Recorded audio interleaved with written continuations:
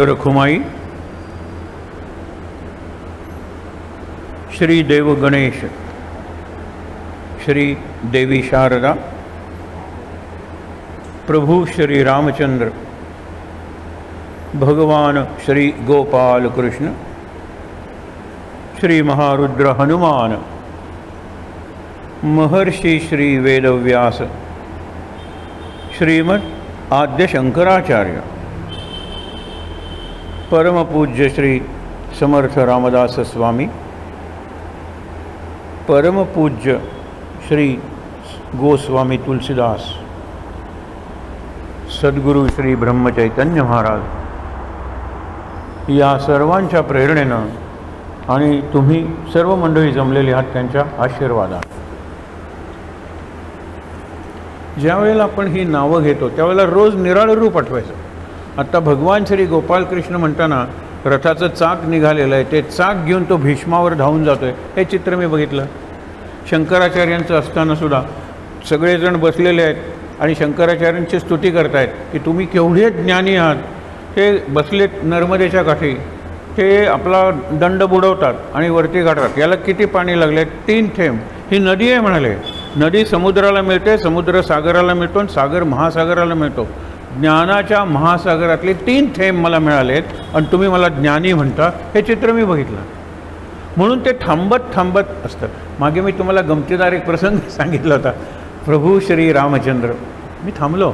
रामाचं कुठलं चित्र बघायचं? एक मुलगा उभा राहिला, भगवान श्री गोपाल कृष्ण. त्याला वाटलं मी विसरलो. त्यांनी पुढचं सगळं सुरू केलं, कारण अनेक प्रवचनांना तो येत होता ना. मी म्हटलं मला तुझं कौतुक आहे, पण कधी कधी चित्र डोळ्यासमोर आलं नाही ना तर आम्ही थांबतो, कारण ती सगळी परंपरा. आत्ता मी बोलतोय तर माझ्या मागे कोण आहेत? सद्गुरू आहेत, बरोबर, तुलसीदास आहेत, रामदास आहेत, शंकराचार्य आहेत, व्यास आहेत, हनुमान आहे, कृष्ण आहे, राम आहे, सरस्वती आहे, देव गणेश आहे आणि विठ्ठल रखुमाई. केवढी परंपरा माझ्या मागे. मग मी घाबरू कशाला? आपण उगीच घाबरतो, कारण आपण आपल्यालाच सगळं समजतो. मीच माझं जग, त्या जगाचा मीच नेता, त्या जगाचा मीच प्रजा म्हणून पंचायत होते. मी नाहीच म्हणा ना तुम्ही. ते सोपं आहे का? मला विचाराल तर अगदी सोपं आहे. फक्त कायम चिंतनात राहिलं पाहिजे. कायम माझी सद्गुरूंची इच्छा, हे सगळं चाललं आहे, ते तो चालवतो आहे. आणि इतकं सोपं सांगितलं की श्वासच माझा जर पांडुरंग चालवतो आहे, उरलं काय? सगळंच पांडुरंग चालवतो आहे.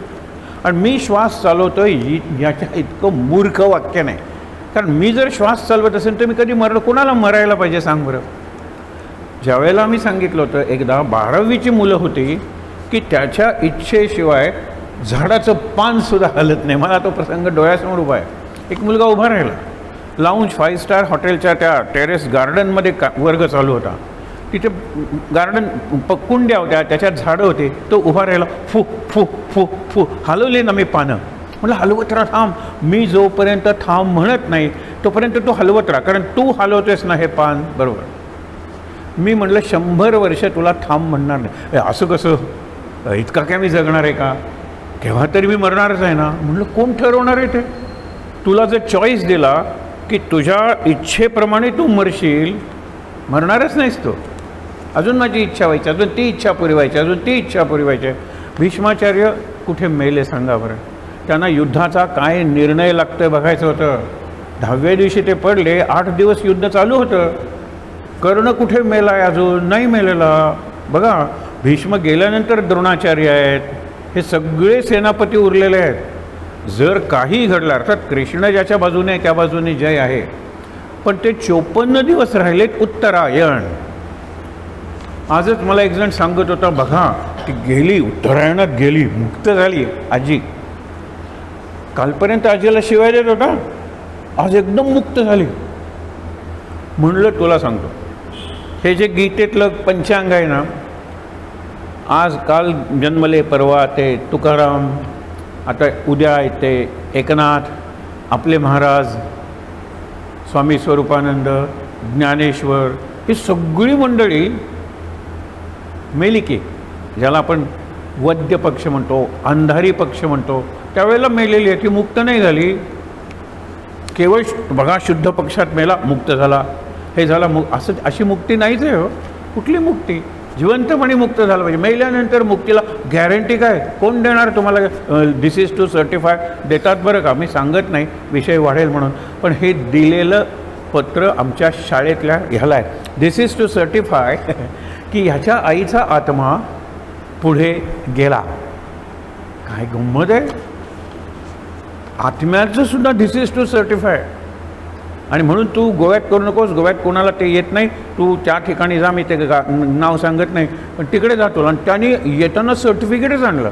आता मी काय करणार? म्हणलं आता तरी तू नीट काम कर, कारण आई गेली पुढे, तुझी अडकून पडली होती, आता गेली पुढे, कारण तुला सर्टिफिकेट दिले, काही हजार रुपये तू मोजलेस त्याच्यासाठी. आई पुढे गेली, आत्ता कामावर लक्ष दे. स्वप्नात आई येते, हे होतं, दुसऱ्या दिवशी काम नाही. हे सगळं तुम्हाला सांगतो, हे आपण मनाने निर्माण केलेलं जग आहे. मग या जगातून बाहेर कोण करणार आहे? मनच बाहेर पडणार आहे. मन म्हणजे बुद्धी, हे लक्षात ठेवा. बुद्धीनंच आपण सगळं विचार करणार आहोत. आणि बुद्धीचा देव जसा गणेश आहे तसा हनुमान आहे. बुद्धिमताम वरिष्ठम, जे बुद्धिमान लोक आहेत त्या लोकात श्रेष्ठ हनुमान आहे. आता आपण वाचायला सुरुवात करूया. संपूर्ण आपण रोज वाचतो, संपूर्ण वाचूया. तुमच्या लक्षात येईल की आता जी सांगितलेली आहे फलश्रुती, ते आपले प्रॉब्लेम्स आहेत. संध्याकाळी एक फोन आला होता, बाई जोरात बोलत होत्या. मी म्हटलं शांतपणे वगैरे, तुम्हाला आलेले अनुभव तुम्ही या फेसबुक, म्हटलं मी फेसबुक नाही आहे, पण ठीक आहे या फेसबुकवर सांगा, ते सांगा, हा अनुभव, ऑपरेशन पटकन झालं, हे झालं, ते झालं. मी त्यांना सांगितलं नाही, या असल्या कुठल्याही अनुभवावर माझा विश्वास नाही आहे. मन शांत झालं. मला तो लोभ होता, त्या लोभातून मी सुटलो. मला माझ्या शेजाऱ्याचा द्वेष होता, आता मी त्याच्यावर प्रेम, हा अनुभव आहे. प्रमोशन मिळालं, ऑपरेशन नीट झालं, कोर्टाची केस माझ्या बाजूनी झाली, हे अनुभव. मी काहीही बोललो नाही, कारण विषय वाढला असता. मी म्हटलं मी फेसबुकवर नाही आहे. नाही, तुमच्या शेजारी कोणतरी असतील, हां म्हटलं मी बघेन आणि तुम्हाला कळवेल. कळवणार नाहीच आहे मी. हे अनुभव कुठून? त्यांनी अनुभूती नाव दिलेलं आहे. त्यांचं जे ग्रुप आहे त्याला अनुभूती नाव दिलेलं आहे. अनुभूती म्हणजे अनुभवापेक्षा चांगली. अनुभव येतो जातो, पण अनुभव स्थिरावला की त्याची अनुभूती होते. असली कसली प्रपंचातले अनुभव, पण आता हे सगळंच प्रपंचातलं आहे. म्हणून तुम्हाला मी आत्ता सांगायचं, सगळंच प्रपंचातलं आहे. मग हेही तुम्हाला मिळेल, तुम्ही हनुमंताची उपासना करा. जसं तुम्हाला सांगितलं ना, कडू औषध घे, मग तुला गुळाचा खडा देतो, किंवा आधी लॉलीपॉप खा आणि त्या लॉलीपॉपच्या आत कडू औषध आहे. हे जे आहे तसं हे आहे, ही फलश्रुती. समर्थ बुद्धिमान आहेत, त्यांनी सुरुवातीलाच सांगितलं, हे ग्रंथ श्रवण केली याचे फळ. विचारतो श्रोता, श्रवण केल्याचे फळ, केवढी फलश्रुती दिलेली आहे. पहिला संपूर्ण समासी फलश्रुती आहे. आता सुद्धा पहिले 20 श्लोक झाले, 20 चौपाया झाल्या की नंतरच्या 20 चौपाया फलश्रुती आहे. हनुमंताचं हे करा ते होईल, ते करा ते होईल. तुलसीदास काही वेडे नाही आहेत, पण आपण निदान त्यासाठी तरी करा. आता आपण वाचणार आहोत, जिथपर्यंत काल थांबलो होतो त्याच्या पुढे विचार करणार, तर हाच विचार आहे. आपण सगळ्यांनी बरोबर म्हणायला हरकत नाही, सगळ्यांनी बरोबर. श्री गुरुचरण सरोज रज निज मनु मुकुरु सुधारी बरनौ रघुबर बिमल जसु जो दायकु फलचारी बुद्धिहीन तनु जानिके सुमिरौ पवन कुमार बल बुद्धि विद्या देहु मोहि हरहु कलेश विकार जय हनुमान ज्ञान गुण सागर जय कपीस तिहु लोक उजागर रामदूत अतुलित बल धामा अंजनी पुत्र पवन सुत नामा महावीर विक्रम बजरंगी कुमति निवार सुमति के संगी कंचन भरन बिराज सुबेसा ज्ञानन कुंडल कुंचित केसा हाथ वज्र और ध्वजा बिराज कांधे मूंज जनेऊ साज शंकर सुवन केसरी नंदन तेज प्रताप महाजगबंदन निजामान गुनी अति चातुर राम काज करिबे को आतुर प्रभु चरित्र सुनिबे को रसिया राम लशन सीता मन बसिया सूक्ष्म रूप धरि सियहि दिखावा, बिकट रूप धरि लंक जरावा। भीम रूप धरि असुर संहारे, रामचंद्र के काज सवारे। लाय सजीवन लखन जियाए, श्री रघुपीर हर्षि उर लाए। रघुपति कीन्ही बहुत बड़ाई, तुम मम प्रिय भरतहि सम आइ। सहस बदन तुम रोजस गावे, अस कहि श्रीपति कंठ लगावे।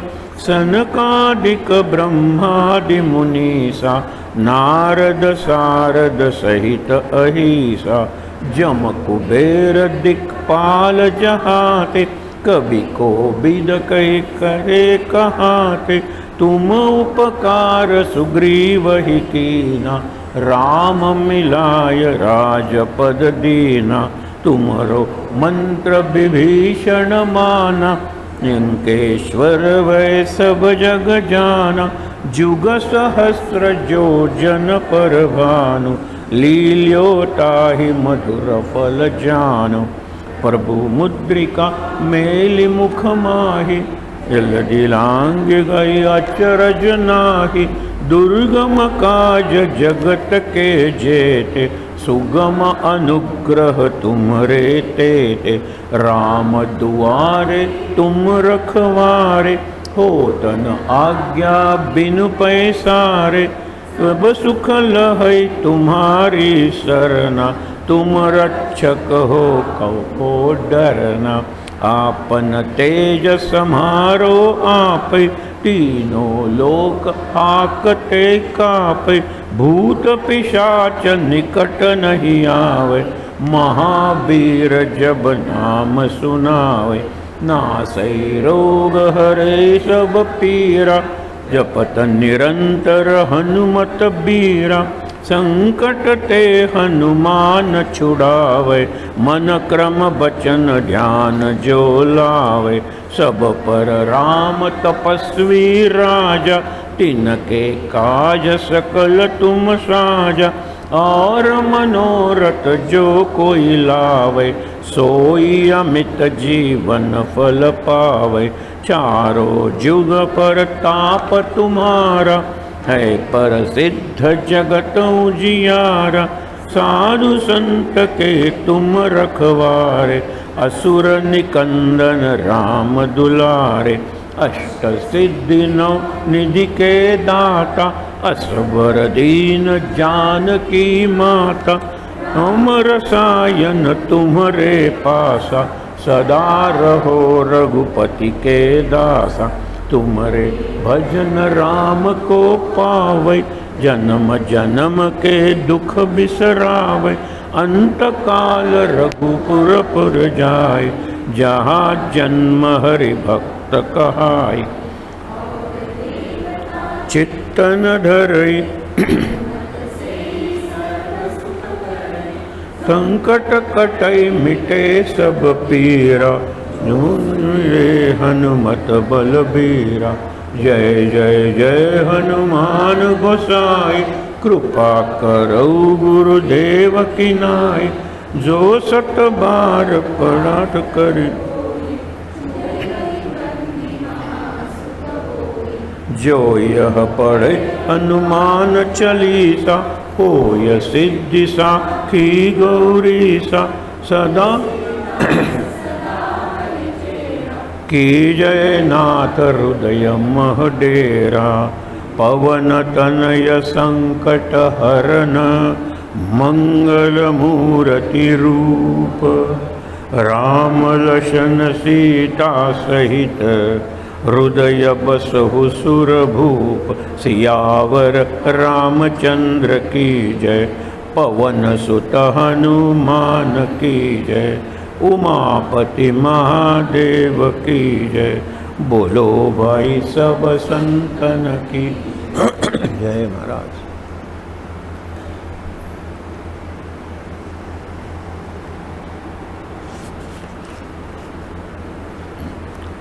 आपण तेज समारो आपे, तुझं जे तेज आहे ते तूच फक्त सावरू शकतोस. बाकीच्यांना ते तेज सहन होणार नाही, जळून जाते, इतकं तुझं तेज आहे. तीनो लोक हाकते. हाक म्हणजे तू जर हाक मारलीस म्हणजे हुहुकार केलास, भुभुकार केलास, हुंकार केलास, काय होणार आहे?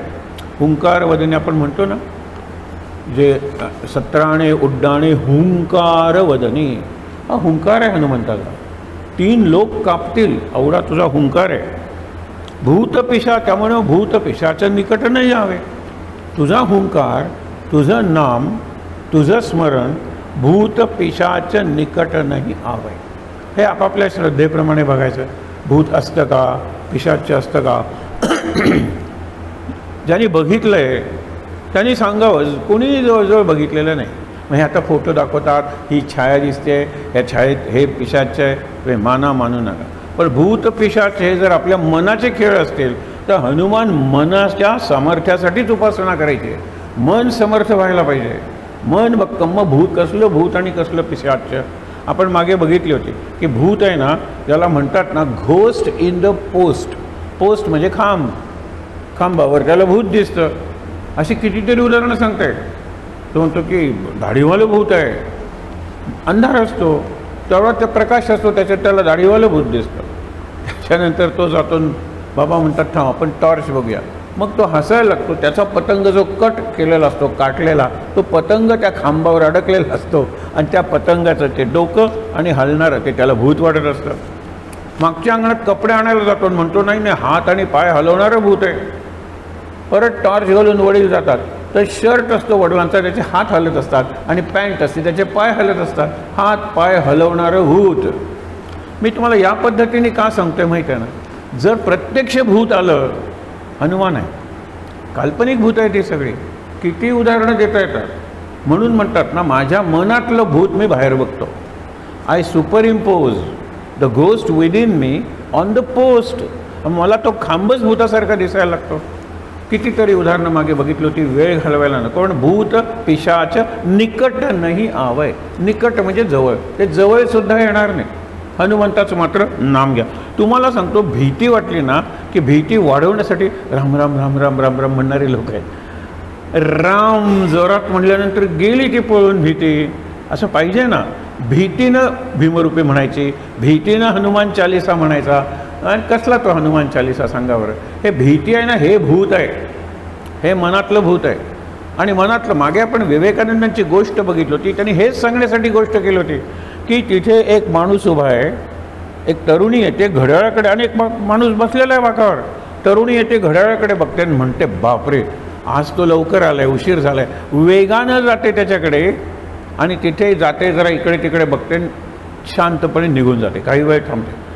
त्या व्यक्तीकडे ही वेगानं जाते, काही वेळ थांबते, संथपणे निघून जाते. एक माणूस येतो आणि बघतो त्याला, त्याच्याकडे बोचकाय गाठोडं, वेगात पळून जातो त्याच्या विरुद्ध दिशेने. साधू येतो, त्या व्यक्तीकडे बघतो, शांतपणे जातो, इकडे तिकडे बघतो, तिथे बसतो आणि ध्यान करायला लागतो. याला आश्चर्य वाटतं की या तिघांच्या 3 प्रतिक्रिया निराळ्या का. एक वेगात तिकडे जाते आणि त्या संथपणे त्याच्यापासून दूर जाते. एक धावत आहे, तो दुरूनच त्याला बघतो, अतिशय वेगात पळून जातो. आणि हा संथपणे जातो, तिथे पोचतो, बसतो आणि मेडिटेशन करायला लागतो. आहे काय बघायला जातो तर माणसाच्या आकाराचं ते झाडाचं खोड असतं. झाड आहे, ते तोडलेलं झाड, त्या झाडाचं खोड आहे, ते माणसासारखं दिसत असतं. म्हणजे तिन्ही त्याच्यात प्रियकर बघितला, जो पोटली घेऊन आलेला असतो त्यांनी पोलीस बघितला, आणि साधूला तो कोणी असला तरी चालणार होतं. शांतपणे गेला, बसला, त्यांनी आपलं मेडिटेशन सुरू केलं. म्हणजे सृष्टी आहे ना, आपण म्हणतो ना दृष्टी तशी सृष्टी, त्याचा हा एक अर्थ आहे. आपण जॉन्डिस झाली की आपल्याला सगळं पिवळं दिसतं. मी जर हिरवा गॉगल घातला तर मला सगळं हिरवं दिसतं. अत्यंत सुंदर कथा आहे हनुमंताच्या चरित्रातली, आपल्याला माहीत आहे. रामदास सांगत होते सुंदरकांड, आणि रामदासांनी सुंदरकांड स्वतःच्या हाताने लिहिलं. 2 कांड लिहिली, एक युद्धकांड आणि सुंदरकांड. बाकीच्या 5 कांडांची रामदासांचा काहीही कर्तव्य. रामदास तेच म्हणतात की सीता सोडवली तो राम मला नकोच आहे म्हणाले. कर्तव्यच होतं त्याचं ते. ज्यांनी रावणाला मारल्यामुळे सुरवर, अगदी मोठे मोठे देव आणि नवग्रह हे मुक्त झाले रावणाला मारल्यामुळे, तो राम मला पाहिजे. मुक्त केले सुरवर. सीतेला सोडवलं, तो राम नको, ते रामाचं कर्तव्य होतं, त्यात काही त्याने विशेष केलं नाही. पण रावणाला मारल्यामुळे रावणाच्या बंदिवासात असलेले देव, देवता आणि नवग्रह आणि त्यातल्या त्यात शनी सगळे मुक्त झाले. तो मला राम पाहिजे हे सांगितलं. कथा जोरात चालू होती. हनुमान स्वतः ते हनुमंताचे अवतार, त्यातून सुंदरकांड, त्यातून सीतेसमोर तो प्रकट होतो, आधी वरती बसलेला असतो आणि सगळं रामाचं चरित्र ऐकवत असतो. अशा वेळेला एक उल्लेख येतो. त्यांनी सगळीकडे बघितलं, अशोकवनात सगळीकडे लाल फुलं होती. समर्थांनी सांगितलं सांगताना पांढरी फुलं होती. सगळेजण गेल्यानंतर तो थांबतो. तो म्हाताऱ्याचं रूप घेऊन आलेला असतो. तुम्हाला तुमचं खूप आवडलं प्रवचन. एक गोष्ट तुम्ही चुकीची सांगितली. तुम्ही सांगितलं अशोकवनात सगळी पांढरी फुलं होती, ती तांबडी फुलं होती. ते म्हणाले पांढरी फुलं होती, तांबडी फुलं होते, पांढरी तांबडी. भांडण सुरू झालं. आता हे भांडण सोडवणार कोण? रामच सोडवणार. म्हणाले रामालाच विचारूया. हा हनुमान आहे. तो रामाला म्हणतो यांना सांगा मी स्वतः होतो तिथे. मग म्हणाले हनुमंता तू? पण तरीसुद्धा फुलं पांढरीच होते. रामदास म्हणतात त्यावेळेला म्हणतात दोघंही बरोबर आहात. दोघांनी पांढरं तांबडे एक कसं? म्हणाले फुलं पांढरीच होती. हनुमंताचे डोळे रागाने लाल झाले होते, कारण रावण सीतेला काय म्हणत होता, 2 महिन्यात माझी झाली नाही तर तुकडे तुकडे करून न्याहारीला खाऊन टाकेन. याचा अर्थ रावण नरमांस भक्षक होता नाही, पण प्रातराश, प्रातः अश सकाळचं जेवण ज्याला आपण ब्रेकफास्ट किंवा न्याहारी म्हणतो, तुकडे तुकडे करीन सीते तुझे आणि न्याहारीला खाऊन टाकेन. याला एवढा राग येतो, डोळे लाले लाल होतात आणि त्याला सगळी पांढरी फुलं लाल दिसायला लागतात. फुलं पांढरीच असतात हो. माझी दृष्टी लाल आहे, माझी दृष्टी पिवळी आहे, माझी दृष्टी हिरवी आहे, त्याप्रमाणे मला सगळी सृष्टी दिसते. म्हणून भूत पिशाच हे माझ्या मनाचे, माझ्या कल्पनेचे खेळ आहेत. आणि सायकॉलॉजीमध्ये याचा अभ्यास करतात. ते म्हणतात मन 2 प्रकारचं असतं. खूप मी एक सोपं करून सांगतो तुम्हाला. एक घट्ट मन असतं, त्याचे दरवाजे वगैरे इतर इव्हिल थॉट्स येण्यासाठी बंद असतात, चांगले थॉट्स येण्यासाठी ते उघडे असतात. काहींची मनं अशी असतात की उघडीच असतात, मग त्याच्या मनात कोणीही घुसतं, वाईट विचार घुसतात. आणि एक तुम्हाला सांगतो, तुम्ही बघा गजानन महाराजांच्या चरित्रात वगैरे सगळी भानामती आणि ते जळतं वगैरे. एक त्यांना प्रश्न विचारायचा की ज्या वेळेला तुझे कपडे जळायला लागले, तू ओरडत बाहेर आली, कुठे कुठे राहिले, त्यावेळेला दुसरं कोण होतं तिकडे? नाही. माझ्या पाठीवर मी अशा बिब्याच्या खुल्या फुल्या मारल्या आहेत, त्या मी कशा मारेन? बरोबर आहे. ती बिबे घ्या म्हणून ती रस्त्यावरून बाई जायची ना, तिला सांगितलं माझ्या पाठीवर तो बिब्याच्या फुलं मारल्या. एवढंच असतं ते. पण ते का असतं? नवरा ज्या वेळेला धावत आला त्यावेळेला प्रश्न विचारला त्याला डॉक्टरनी, तुझी दुसरी बाई आहे का? तिला इन्सिक्युअर वाटतंय, तिला वाटतंय तू तिच्याकडे जास्त लक्ष देतो, आपल्याकडे लक्ष द्यावं म्हणून हे भानामती वगैरे सगळं करते ती. आता भानामती मानणारे भानामती मानू देत. आणि गजानन महाराज आले आणि ती भानामतीची बाधा दूर झाली. भानामतीची बाधा तर गजानन महाराजांनी त्यालाही समजवलं असेल, तिच्याकडे लक्ष देत राहा. आता काही इथून पुढे भानामती वगैरे होणार नाही.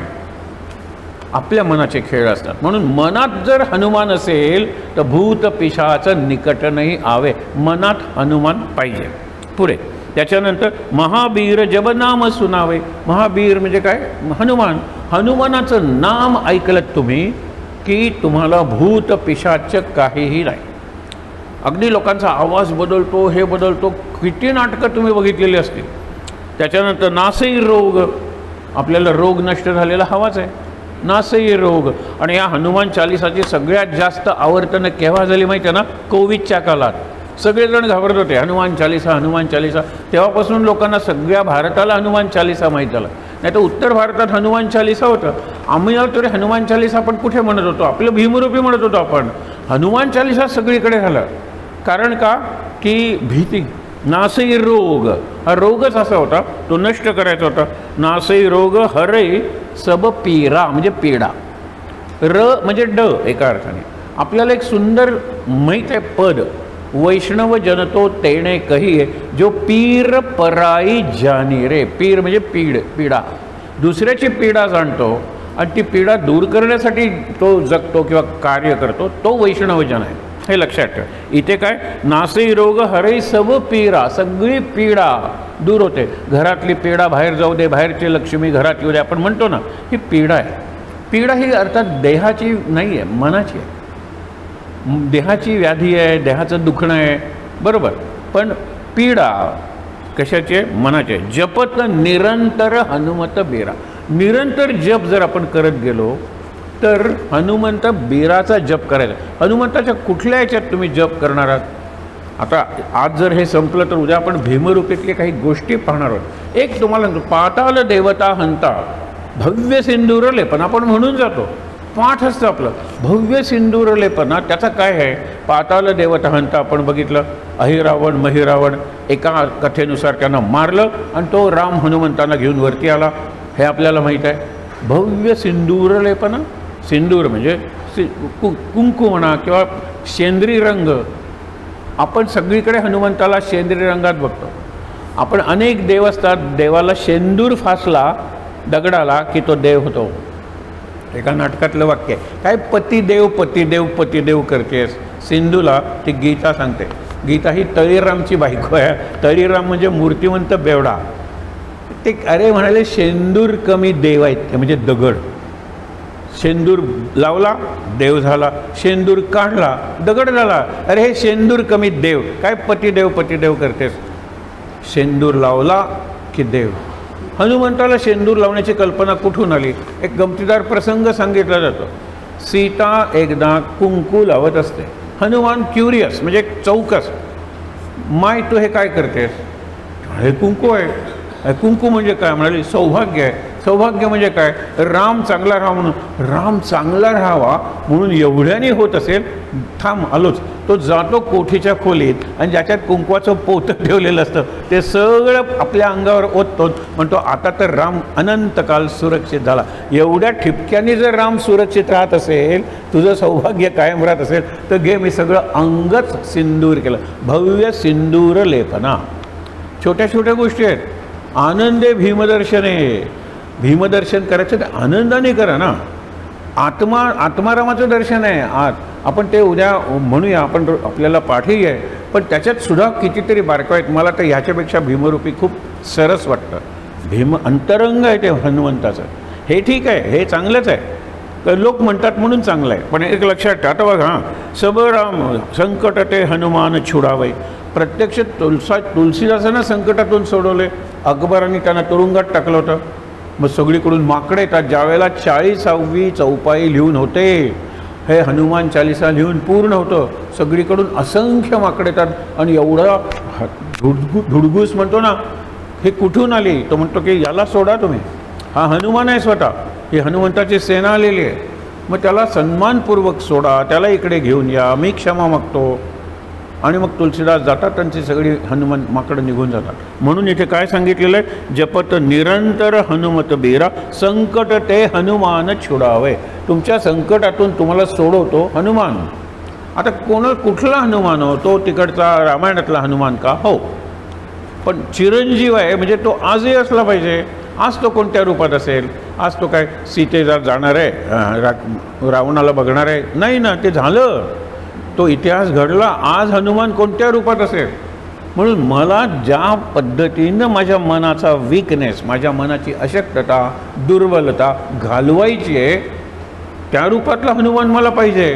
आता रामाची किती रूपं आपण बघतो. राम लला हे एक रूप आहे आणि आपल्याला सगळ्यात जास्त रूप म्हणजे रामाने धनुष्य घेतलेलं आहे, बाण हातात घेतलेलं आहे, एक पाऊल पुढे टाकतोय आणि समोर सागर उसळतोय. तो सागराला सांगतोय आम्हाला मार्ग दे, नाहीतर अग्नेयास्त्राने तुझं पाणी सगळं आटवून टाकतो आणि आम्ही चालत जातो.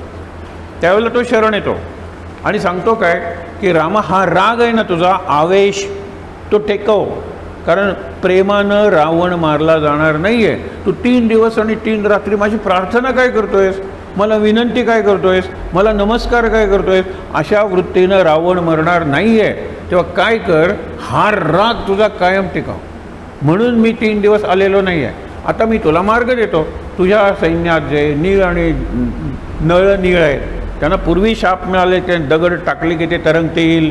मग त्यांना इंजिनियर आहेत, ते बाकीच्यांना आणायला सांग, लाकडं वगैरे काय आणायचं तरी आणतील आणि त्याप्रमाणे बांधतील. त्याच्यातली एक बारकी गोष्ट आपल्याला माहिती आहे, आपण नेहमीच म्हणतो खारीचा वाटा. हा खारीचा वाटा हा प्रसंग आहे. राम आणि लक्ष्मण बसलेले आहेत, सेतू बंधनाचं काम चालू आहे. प्रत्येक वानर लहान असला तरी तो छोटं गाव ना एखादा दगड एखादं झाड आणतोय आणि नळ नीट ते जोडून सेतू करतायत. लक्ष्मणाच्या मनात विचार येतो, कुणासाठी बांधतायत हे? सीतेला सोडवण्यासाठी ना, म्हणजे आपलं काम करतायत ना, मग आपण नको काम मदत करायला? राम म्हणतो खरंच आपणही मदत करायला पाहिजे. इतक्यात एक काय होतं, एक खारोटे, ते चानी आपण म्हणतो ना कोकणीत, चानी खारोटे, खारोटेला फर असते, केस असतात, ती वाळूत लोळते. काही कण तिच्या याला चिकटतात, काही कण वाळूचे रेतीचे, वाळू म्हणजे रेतीचे कण चिकटतात. ती सेतूवर जाते आणि जिथे बांधकाम चालू आहे तिथे उलटे पालटी होते आणि जे 4 कण तिच्या अंगाला लागलेले असतात ते तिथे पडते. त्यावेळेला राम म्हणतो ही खारोटीसुद्धा मदत करते सेतूबंधनाला, आपण काही केलं पाहिजे. तो खारोटीला जवळ बोलवतो आणि तिच्या पाठीवरून हात फिरवतो. ती जी 4 बोटं आपल्याला खारोटीवर जे पट्टे दिसतात ती रामाची बोटं आहेत. त्याच्या आधी खारोटी प्लेन होती असं समजा. रामाने सांगितलं किती तू काम करतेस ग माझं, म्हणून तिने फिरवलं. ती रामाची बोटं खारोटीवर आपल्याला आजही दिसतात. मग राम तिथे गेलेला आहे. एक उदाहरण द्यायचं असेल लहान मुलांना ही कथा सांगताना उदाहरण देतो. मे महिना आहे, तुमच्याकडे पाहुणे आलेले आहेत. एकदम पाहुणे आले म्हणून तुम्हाला घर स्वच्छ करायला वेळ मिळाला नाही. पाहुण्यातलेच 2-3 म्हणाले, आपण सगळी वरची ती जळमटं वगैरे आहेत ना, स्पायडर्स वेब आपण काढून टाकूया. आणि ते काढायला लागलेले आहेत आणि तुम्ही बसलेलात, तिथे राहिलं काढते, इकडे राहिलं. पाहुण्याला मदत तरी काय करणार आहात की नाही तुम्ही, का बसून फक्त दाखवणार आहात? राम आणि लक्ष्मण तसं करत होते. दोघंही गेले. लक्ष्मणाने घेतला दगड, राम म्हणला टाकला, तरंगला. आणि रामाने दगड घेतला आणि टाकला, तो बुडला. हनुमान सुद्धा हसल्यावर रामाने विचारलं, बाकीचे हसले मला वाईट वाटलं नाही, कारण ती माकडंच आहेत. त्यांना काय कळतंय, तू का हसलास, तू बुद्धिमान आहेस. त्यावेळेला मला 2 कारणाने हसलो. आम्ही राम म्हणतो आणि दगड टाकतो, काही ठिकाणी आम्ही राम लिहितो आणि दगड टाकतो. तू राम म्हणून कुठे दगड टाकला? तो म्हणतो मी कधी राम म्हणतच नाही, मी कधी माझं नाव घेतच नाही. इतर जण माझं नाव घेतात, मी कधीही माझं नाव घेत नाही. म्हणून तो दगड बुडला म्हणाला. तू राम नाम घेऊन जर दगड टाकला असतास तर तरंगला असता. आणि दुसरं उत्तर काय माहिती आहे ना, राम ज्याचा त्याग करतो, जर दगड टाकला की नाही तो तरंगेल कसा, तो बुडणारच आहे. तू ज्याचा त्याग करतोस तो बुडणारच आहे, तो तरणार नाही आहे. हे दुसरं उत्तर आहे. म्हणून मी हसलो. मग रामाने नाद सोडला. लक्षात ठेवा, रामाने काय राम म्हणून दगड टाकला नाही, राम येऊन बसला. लक्ष्मणाने थोडी मदत केली आणि तो सेतू बांधला गेला. हा सेतू बंधन आहे ना, ते दोघांचं बंधन आहे. इकडच्या बाजूला हनुमान आहे. हनुमान हा परमार्थाचं प्रतीक आहे, भक्तीचं प्रतीक आहे. आपण ज्याला उपासना म्हणतो त्या उपासनेचं प्रतीक आहे हनुमान. आणि दुसऱ्या टोकाला जो विभीषण बसलेला आहे तो प्रपंचाचं प्रतीक आहे, तो संसाराचं प्रतीक आहे. दोघंही चिरंजीव आहेत. म्हणजे दोघंही आज प्रतिकात्मक रीतीनं लंकेकडे विभीषण बसलाय. लंका सोन्याची आहे, लंका संपन्न आहे, लंकेत मोठे मोठे महाल आहेत आणि लंकेकडे पुष्पक विमान आहे. घ्या ना तुम्ही मोठी गाडी घ्या, तिला पुष्पक नाव द्या. कुणी सांगितलं नाही? द्या ना. मोटरसायकलला चेतक नाव द्या, द्या ना नाव. घ्या तसे. कोणीही सांगितलंय सोन्याचा संसार करा, सोन्यासारखा संसार करा, पण त्याचबरोबर अखंड नाम घ्या. आता ह्याचं नाम कसं होतं हनुमंताचं? इतकं अखंड तो नाम, निरंतर, निरंतर राम जपय आहे ना, हे निरंतर, अंतरच नाही मध्ये. निरंतर म्हणजे कंटिन्युअस. जरा कुठे झालं की त्याला त्रास दिला की तो चिडायचा हनुमान, की मी चांगली उपासना करत असताना, नामसाधना करत असताना व्यत्यय का आणला. 2 गोष्टी सांगतो हनुमंताच्याच आहेत म्हणून. एकदा छुपी कैलासावर गेलेला आहे कोण? शनी. सगळ्यांना 7:30 लावून झालेली आहे, शंकर पार्वतीनं नाही. नंदी म्हणतो शनी येतोय, सावध राहा. त्यावेळेला शंकर पार्वतीला म्हणतो जाऊन गुहेत लप कुठेतरी, मी जलस्तंभन करून पाण्याच्या खाली लपतो. शनी येतो इकडे वगैरे, काय इकडे शंकर काही दिसत नाही. आणि बैलाला वगैरे 7:30 नसते बघा. म्हणजे तुम्हाला 7:30 नको असेल तर बैल व्हा, गाढव व्हा. ॲनिमल्सना नसते 7:30, फक्त माणसाला असते. त्या माणसाला जो मित्र आहे, जो नकारात्मक विचार करतो. एक उदाहरण तुम्हाला सांगतो ना. एक जण आले वांतेला, रडत आले, म्हणाले 20 वर्षांनी मूल झालं आणि मेलं. किती वर्ष जगलं? 2 वर्ष जगलं. म्हणाले 7:30 आहे ना, काय करणार? म्हटलं तुमची 7:30 किती? 5 वर्ष 7:30 सुरू झाले. म्हणलं पोर 2 वर्षाचं असताना मेलं म्हणजे 7.5 20 वर्षांनी पोर झालं, हे का नाही लक्षात ठेवत? 20 वर्षांनी 7.5च पोर झालं आणि 7.5 तो पोर मेलं म्हणून 7.5 शनीला दोष देता. शनी चांगल्या गोष्टीसुद्धा घडवतो, अगदी लक्षात घ्या. आपण फक्त कुठली बाजू बघणार आहे? मी क्षण आला ती बाजू बघणार आहे, हां क्षण थांबला ती बाजू बघणार आहे का क्षण गेला गेला गेला? अरे गेला काय, आला आला आला असं का नाही म्हणत? आला म्हणजे आय एम ग्रीटिंग, मी काळाचं स्वागत करतोय, मी काळाचा उपयोग करणार आहे. काय करायचं? काळ गेला, परीक्षा उद्या आली, याला काही अर्थ नाही आहे. काळ गेला नाही, मागची बाजू काळाची बघू नका, पुढची बाजू बघ. मागे तुम्हाला सांगितलं होतं ना, काळ हा मागच्या बाजूला टकल्या आहे, टकल्या बॉल ज्याला म्हणतात ते. मागच्या बाजूने काळाला पकडायला गेला तर सापडणार नाही, डोकं आलं तरी तो सुटून जाणार. पुढे मात्र त्याला केस आहेत 4, त्याला 4 लॉक. 4 म्हणजे इन फ्रंट आणि लॉक्स म्हणजे जुल्फ किंवा केस म्हणा. तुला जर काळाला पकडायचं आहे तर काळाच्या पुढे राहिलं पाहिजे. काळ येतो, काळाला पुढे केस आहेत, ते केस धर तू. तुला जर if you want to catch time you have to be before time, ahead of time. ते आपण करतो ना. परीक्षा जूनमध्ये, एप्रिलमध्ये, मेमध्ये माझी पूर्ण तयारी होणार आहे, ahead of time. I am waiting for exam. हल्लीच्या सरप्राईज टेस्ट जे असतात ना, मला सरप्राईज टेस्ट नाही अशी म्हणणारी मुलं मी बघितली आहेत. कारण I am prepared any time, every place. कुठेही परीक्षा घ्या, गंमत बघा, he is ahead of time. परीक्षेच्या आधी त्याची तयारी झालेली आहे. He can catch time. पण आपण नेहमी मागून काळाला पकडतो आणि गेला म्हणतो. हा नकारात्मक पाठलाग आहे, नेगेटिव्ह चेस आहे, मिळणार नाही तुम्हाला काळ कधी. इकडे काय झालं, ज्या वेळेला हनुमान बसलेला आहे आणि शांतपणे इतका आनंदात तो नाम घेतोय, अशा वेळेला एक भिक्षुक म्हणजे जो गृहप्रवेश करतो, अग्निप्रवेश करतो, म्हणजे अग्निप्रवेश म्हणजे घरातला प्रवेश, हे सगळं करतो, तो अंघोळीला आलेला आहे. कुठे आलेला आहे? 3 सागर मिळतात तिथे. जगात 3 नद्या नाही, 5 नद्या मिळणारा सुद्धा संगम आहे जगात. परंतु 3 सागर मिळणारा एकमेव संगम कन्याकुमारीला आहे, रामेश्वरला आहे. इकडून आपण म्हणतो बे ऑफ बंगाल, त्याला अरबी समुद्र म्हणायचं. अरबी तरी कशाला म्हणायचं? सिंधू सागर नाव दिलेलं आहे. इकडे सिंधू नदी आहे ना, ती मिळते सिंधू सागर. इकडे आहे तो बे ऑफ बेंगॉल, कशाला म्हणायचं? गंगा सागर, कारण तिथे गंगा मिळते. आणि खाली हिंद महासागर. हे 3 सागरांचा संगम आहे. मी मागेही तुम्हाला सांगितलं होतं, तुम्ही तिथे गेलात तर मुलं तुमच्याकडे अशा प्लास्टिकच्या बॅगा घेऊन येतील. ही काळी रेती आहे ना, ती बंगालच्या, ही पांढरी, ही सोनेरी आहे, ती ह्याची. इतकी रेतीसुद्धा निराळ्या रंगाची आहे. संगम आहे तिथे. तिथे तुम्ही स्नान केलं की जगातल्या सगळ्या नद्या सागराला मिळतात. सागर प्रत्येकाला मिळालेले आहेत, म्हणून सगळ्या नद्यात स्नान केल्याचं पुण्य मिळतं. म्हणून सागरांचा जो त्रिवेणी संगम आहे तिथे हे जोशीबुवा गेलेले आहेत. आणि इतक्या त्या गावातला चौधरी म्हणजे श्रीमंत माणूस, ज्यांनी घर बांधलेलं आहे, त्याला गृहप्रवेशाचा मुहूर्त पाहिजे आणि जो मुहूर्त सांगेल तो गृहप्रवेश करेल. त्यांच्या गावात 3-4 जोशीबुवा आहेत. इतक्यात म्हणाला, बरं झालं तू भेटलास मला. बघा, बरं झालं तू मला भेटलास, माझं घर बांधून तयार आहे. हे दोघंजण एकाच गावातले आहेत. मला लवकरात लवकरचा मुहूर्त सांग. तो म्हणतो, मी पंचांग आणलेलं नाही आहे. पंचांग नाही तर मी तुला मुहूर्त कसं सांगू? पण म्हणाला, एक आहे, मी आल्यापासून बघतोय की इथे हा जो महाकपी आहे, महावानर आहे, डोळे झाकून ध्यानावस्थेत, त्याचे ओठ काहीतरी हलतायत, बहुतेक नामस्मरण करत असेल, याला 3ही काळांचं ज्ञान असेल, हा आपल्याला मुहूर्ताला मदत करेल. हा खरंच नाम घेत होता. त्यांनी त्याला हलवल्यावर त्यांनी इतक्या रागाने बघितलं त्या जोशीबुवांकडे. का मी नाम घेतो तो व्यत्यय का आणलात? नाही म्हणला, जरा यांना गृहप्रवेशाचा मुहूर्त पाहिजे. तो म्हणतो, नाम हे सर्वोच्च आहे, लक्षात ठेवा. सगळ्यात वरचं नाम आहे, सगळ्यात पवित्र नाम आहे, सगळ्यात महत्त्वाचं नाम आहे. नामाशिवाय मी जगू शकत नाही. आणि म्हणून नाम घ्यायला मुहूर्त लागत नाही. नाम कायमच घ्यायचं असतं. मला मुहूर्त लागतच नाही, मी सतत नाम घेत असल्यामुळे. म्हणून तिथी, वार, नक्षत्र, करण, योग ही पंचांग आहेत ना, मला पंचांगाची गरजच नसते. तो परत डोळे बंद करून आला. हे रामकृष्ण हे उदाहरण सांगायचे.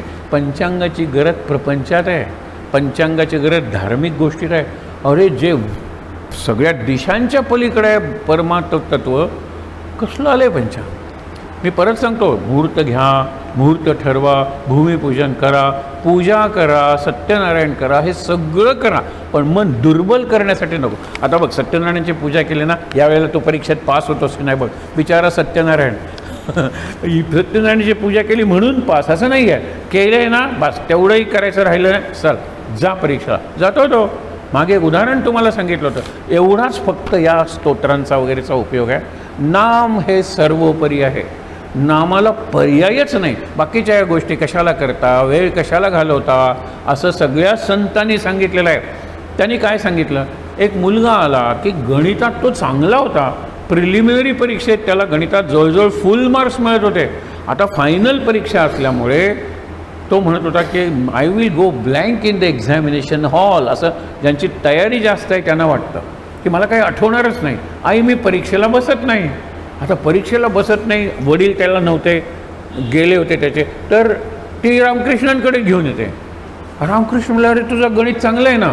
नाही नाही, मला आता काही आठवणार नाही, मी परीक्षेला बसणार नाही. ते म्हणाले, हे बघ, कोणाला तरी सांगितलं कालीमातेचा अंगारा घेऊन ये. अंगारा, तो अंगारा त्यांनी लावला. आई तुला माझ्याकडे का घेऊन आली, तुम्ही होली मॅन आहात म्हणून, साधू आहात म्हणून घेऊन आली. तुलाही वाटतं ना मी साधू आहे, होली आहे, बरोबर. मी कालीमातेचा अंगारा का लावला, कालीमाता शक्तिमान आहे. कालीमाता शक्तिमान आहे, तुम्ही पवित्र माणूस आहात म्हणून कालीमातेचा अंगारा लावल्याबरोबर त्याला स्पर्श केला आणि सांगितलं जा परीक्षेला, संध्याकाळी परत येतो, मला फुल मार्क्स पडणार आहेत. त्याची तयारीच तशी होती, पण परीक्षेला जायला तयार नव्हता. ज्यावेळेला त्याने अंगारा लावला आणि त्याला सांगितलं जा परीक्षेला, त्यावेळेला नरेंद्र होता तिथे. तो म्हणाला अंधविश्वास वाढवता तुम्ही. ते म्हणाले थांबके रे जरा, मी मूर्ख असतो तर तू माझ्याकडे काय येतो सांग बरं, ह्याला काय उत्तर देणार आहे तू मला शरण आलेला आहेस, मी मूर्ख आहे का, नाही ना, मला काही कळतं ना. मग आता लक्षात ठेव, त्या अंगाऱ्याचा आणि गणिताचा काही संबंध नाही, मला कळत नाही का, काही संबंध नाही आहे. अंगारा लावला आणि परीक्षा, काही संबंध नाही आहे. पण ते पोरगं गेलं ना, पेपर लिहिला ना आणि आला ना संध्याकाळी हसत सांगत की मला फुल मार्क्स मॅथमॅटिक्स पडणार, एवढंच केलं. मी मन त्याचं जे खचत होतं, आत्मविश्वास दिला. या स्तोत्रांनी आत्मविश्वास मिळवला पाहिजे. हे भूत पिशाच निकट नाही आवे, रोग वगैरे असं नाही आहे. रोग भोगावेच लागणार आहेत, रोग भोगताना मी आनंदात राहील. त्याच्यासाठी हनुमान चालिसा.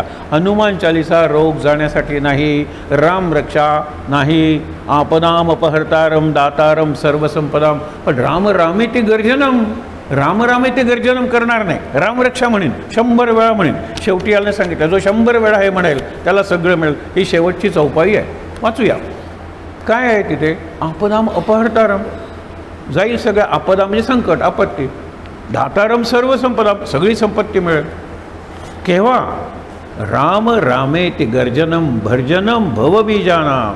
सगळी कर्म राम नामाच्या भट्टीत भाजा आणि मग लावा ना, भाजलेलं धान्य उगवत नाही, हे तुम्हाला माहीत आहे. म्हणून मी हे कर्म करतोय, त्यातून नवीन कर्म वापरे, ह्याला कर्माची कटकट म्हणतात, ह्याला कर्माची परंपरा म्हणतात. मी हे भाजलेलं आहे, श्रीराम जय राम जय जय राम, श्रीराम जय राम जय जय राम, श्रीराम जय राम जय जय राम. आणि आता हे कर्म मी देतो लोकांना, त्यांना उपयोग झाला नाही, मला काही त्याचा लागलेलं नाही आहे. आणि उपयोग होईलच त्यांना, हे लक्षात ठेवा. भर्जन समर्थ काय सांगतात, कदा बाधिजे ना पदा नित्यनेमे. जो नित्यनेम करतो, नित्य निरंतर नाम घेतो, त्याला आपदा बाधत नाही, आपदा होत नाही असं कोणी सांगितलं आहे. संकट येणारच नाही, काय गॅरंटी आहे, चूक आहे. म्हणून हे जे खडे वगैरे वाटणारे लोक असतात ना, सावध राहा बाबा रे त्यांच्यापासून. आता कुठेतरी खडे विकणारा एखादा असेल तो मला खडा मारेल जाताना, काय सांगितलंस तू, पण काय सांगायचं नाही मला माहीत नाही, आम्ही काही घालत नाही, आनंदात आहोत, ही त्या विठ्ठलाची कृपा आहे. आणि हे घालून तुम्ही हे होता बुद्धुवंता किंवा दुर्बल बनता. हा पुष्कर खडा घातला होता ना, नाही जमलं ना, आता हा दुसरा, हा नीलमणी घालून बघा, हा पाचू घालून बघा, इतके रंग आहेत त्यांच्याकडे. एकाने गोव्यातल्या एका होली मॅनबद्दल मला प्रश्न विचारला तिकडून की 10 अंगठ्या कशाला पाहिजेत. म्हणलं 10 बोट आहेत म्हणून. पायात मी त्यांना 10 निरनिराळ्या धातूंची जोडवी घालायला सांगतो, मग ते असे बसतील, चालेल. काय हे, म्हणजे याच्यात काय गंमत आहे मला कळत नाही. आणि त्यांना तुम्ही शरण जाता, काय वैभव त्यांचं, काय त्यांनी वैभव वाढवलं, कसलं वैभव सांगा बरं. नाही आहे ते. म्हणून सामर्थ्य वाढवणारी उपासना, त्याला पॉझिटिव्ह उपासना म्हणायचं. सामर्थ्य घालवणारी, दुर्बलता आणणारी, नकारात्मकता वाढवणारी कसली उपासना? मग हा उपवास करा, ते व्रत करा, ते करा, ते करा. हे मी सगळ्या संतांचं तुम्हाला सांगतोय, संतांचं उष्ट मी तुम्हाला सांगतोय. माझा एकही शब्द नाही आहे. मी किती लोकांना सांगतो, तुम्ही रोज महाराजांचं प्रवचन वाचता. 372 प्रवचन आहेत. महाराजांनी एकदा तरी सांगितलं गुरुवारी दत्ताच्या मंदिरात जा म्हणून, शनिवारी हनुमंताच्या मंदिरात जा, हनुमंताला रुईची माळ आणि हे घाला. नाही, एकदाही सांगितलेलं नाही त्या माणसानं. Very positive. ते वाचायचं आणि अगा गुरुवार बरं झालं सांगितलंस, आज संध्याकाळी माझा उपवास, आल्यावर आंघोळ करायचे. हे सगळं महाराजांनी कुठे प्रिस्क्राईब केलं गुरुवार? हे प्रिस्क्रिप्शन आहे. अध्यात्मातलं प्रिस्क्रिप्शन एकच रामनाम, हे एकमेव प्रिस्क्रिप्शन आहे. हे करा, ते करा, ते करा. दुसरा मला मदतीला लागला ना की समजाच तुम्ही धार्मिक झालं. ते सत्यनारायण हा भट आलेला आहे. नाही नाही, मी पुस्तक वाचून करतो. मी कुणाला, अरे पुस्तक आलं ना तिथे मध्ये, विचार करा. मूर्ती आली की हार आला, मूर्ती आली की हे आलं, हे सगळं सगळं सगळं आलं. कशाला ते मध्ये पाहिजे? म्हणून आतच जर माझा देव आहे, हनुमान आत आहे, लक्षात ठेवा. आत असताना तो चैतन्य राखतो, तो बाहेर जातो पुन्हा आत येण्यासाठी. तो बाहेर जातो पुन्हा आत येण्यासाठी. मला जिवंत ठेवायचं आहे आणि मला ज्वलंत ठेवायचं आहे. ज्वलंत म्हणजे उबदार, गरम. हे ज्वलंत थांबलं की मी मरणार आहे. हनुमंताचं ते काम आहे. आणि मी श्वास घेतो त्यामुळे टेम्परेचर आहे. हे सहज बघा. रक्त शुद्धीकरण वगैरे हृदय नाही, हृदय फक्त पंप आहे. म्हणजे ज्याचं हृदय टोटली आउट ऑफ ऑर्डर झालं की एवढा पेसमेकर खिशात ठेवून तो काम करतो. त्याचं हृदय आतलं काही काम करत नाही. एक पेसमेकर आहे. आता ते चिपच बसवतात, आता तर सगळेच आत बसवतात. पण माझे 2 मित्र आहेत ते खिशात. त्याला म्हटलं फक्त बॅटरी चेक कर तू. नाही म्हटलं बॅटरीचा सिग्नल होतो, बॅटरी कमी झालेली आहे, चार्ज कर. इतकं आहे ना. हार्टला काय तुम्ही किंमत देता? हार्ट हा पंप आहे फक्त. अशुद्ध रक्त, शुद्ध रक्त. शुद्धीकरण लंग्समध्ये होतं. आणि लंग्सचा स्वामी हनुमान आहे. कारण हवा भरते ना, आपण लंग्सची पॉवर हळूहळू कमी होत जाते. लंग्सच्या द्राक्षाचे घड आहेत ना, तिथे श्वास घेतल्यानंतर प्रत्येक द्राक्ष भरलं पाहिजे. त्याला एल्व्हिओलस म्हणतात. लहानपणी तरुणपणी जे व्यायाम करतात, प्राणायाम करतात, इतकं सुंदर त्याच्यात आता दाखवता येतं की ते व्हिडिओ घ्या ना. आतला सुंदर द्राक्षाचे घड फुलतात. एरवी ते फुगा हवा गेल्यानंतर असे पडलेले असतात. फुलले, परत पडले, परत फुलले. हा हनुमान आहे, आत बाहेर करणारा. आणि त्याचं हे स्तोत्र आहे. हे त्या हनुमंताला आपण सेपूट वगैरे सगळं दिलेलं आहे वर्णन करण्यासाठी, चरित्र सांगण्यासाठी, स्तोत्र लिहिण्यासाठी, पूजा करण्यासाठी. म्हणून त्याला सगुण रूप दिलं. एरवी हनुमंत म्हणजे आत बाहेर जाणारा श्वास, त्या श्वासाचा प्राण, प्राणाची प्राणशक्ती. प्राणशक्ती म्हणजे शरीराची आणि मनाची शक्ती. हे लक्षात घ्या. आम्ही प्राणशक्तीचं मागेच उदाहरण तुम्हाला सांगितलं होतं. वयाच्या 20व्या वर्षी तो भावाला सांगतो, तिथे मोरपीस धर रे, मोरपीस. तिथलं मोरपीस हलतं. 30व्या वर्षी ए जरा जवळ रे, जवळ आहे. 70व्या वर्षी, 80व्या वर्षी फू फू फू फू. मग मुलगा म्हणतो, आजोबा किती फू फू करताय? ते पीस हलत नाही आहे. म्हणजे मी मरायला लागलेलो आहे, माझी प्राणशक्ती संपलेली आहे. म्हणून त्या मेणबत्त्या फुंकायच्या. आपण मेणबत्त्या फुंकायच्या काय अपशकुनी आम्ही दिवे लावतो. त्यांची आत्ता काल जी मिरवणूक होती ती मेणबत्त्या लावूनच होते. ते मेणबत्त्या लावूनच पूजा करतात. पण ते सांगतात 20व्या वर्षी 20 मेणबत्त्या फू करून तू विझवतोस. 40व्या वर्षी फू फू करावं लागतं. 70व्या वर्षी आपण म्हणतो ना फू बाई फू फू फू, तरी नाही विझत. विझतच नाहीत त्या मेणबत्त्या, कारण प्राणशक्ती कमी झालेली आहे. त्याचं ते प्रतीक आहे. 20 वर्ष जीवनातली गेली, एक मध्ये पणती आहे, 21वं चालू आहे. अरे ती संस्कृती आज जगावर राज्य करते. सगळं मूर्ख असेल त्यांचं, असं करू नका कधी. माझी सगळ्यात श्रेष्ठ आहे, बरोबर, त्यांचीही श्रेष्ठ आहे. माझी आई मला महापवित्र आहे, दुसऱ्याची आईही पवित्र आहे, हे मान्य करा. मी जर त्यांचा ध्वज जाळला तर ते माझा ध्वज जाळणार आहेत. माझा ध्वज जाळला कोणी? मी जाळलेला आहे. माझा हे मला पवित्र आहे तसं त्यांना पवित्र आहे, पण त्याच्यात श्रेष्ठ काहीतरी असेल ना. मी माझ्या धर्माला श्रेष्ठ म्हणतो, तू तुझ्या धर्माला श्रेष्ठ म्हण. क्लॅश कुठे? माझा श्रेष्ठ आणि तुमचा कनिष्ठ, माझा उच्च आणि तुमचा नीच, त्यावेळेला क्लॅश होतो. हे लक्षात घ्या. इथे पुढे काय सांगितलेलं? संकट ते हनुमान छुडावे, मन क्रम म्हणजे कर्म. हा शब्द तुलसीदासांचा कास आहे. क्रम म्हणजे कर्म. मन, कर्म आणि वचन. म्हणजे आपण म्हणतो तन मन धन, काया वाचा मने, वाचा म्हणजे वचन, काया म्हणजे कर्म करणारे मी करेन, वाचा म्हणे मन कर्म म्हणजे कर्म वचन ध्यान जो लावे. जो नाम घेईल मनात, जो नाम घेईल जनात आणि जो नाम घेईल प्रत्येक कृतीत. सगळ्यांचं लाज कशाला वाटलं पाहिजे, म्हणून मनातल्या मनात घ्या ना नाम. जनात नाम चालू ठेवा, ते मनातल्या मनात घ्या. लोकांना वाटत असेल तर रामदास म्हणायचे ना आपलं रामकृष्ण की तुला नाम घ्यायचं आहे ना वनात घे. हे वनात कसं जमणार आहे, जनात घे. हे जनात लाज वाटते, मग घराच्या कोणात घे. हे कोण नाही आहे घराला, सगळीकडे फर्निचर आहे. मनात घे, वनात घे, जनात घे, कोणात घे, मनात घे, नाम घे. आता मनात सुद्धा जमत नाही, मग रड.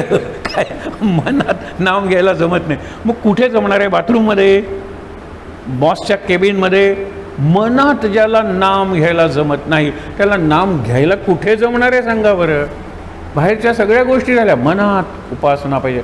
मनाचा स्वामी हनुमान, हनुमानाची उपासना करतोय आणि परीक्षेला हे करतोय, हनुमानाची उपासना करतोय आणि घाबरतोय. हनुमानाची काय करायचो, हा रोग मला झाला, मला का झाला वगैरे. व्हाय मी म्हणून सगळेजण रडतात.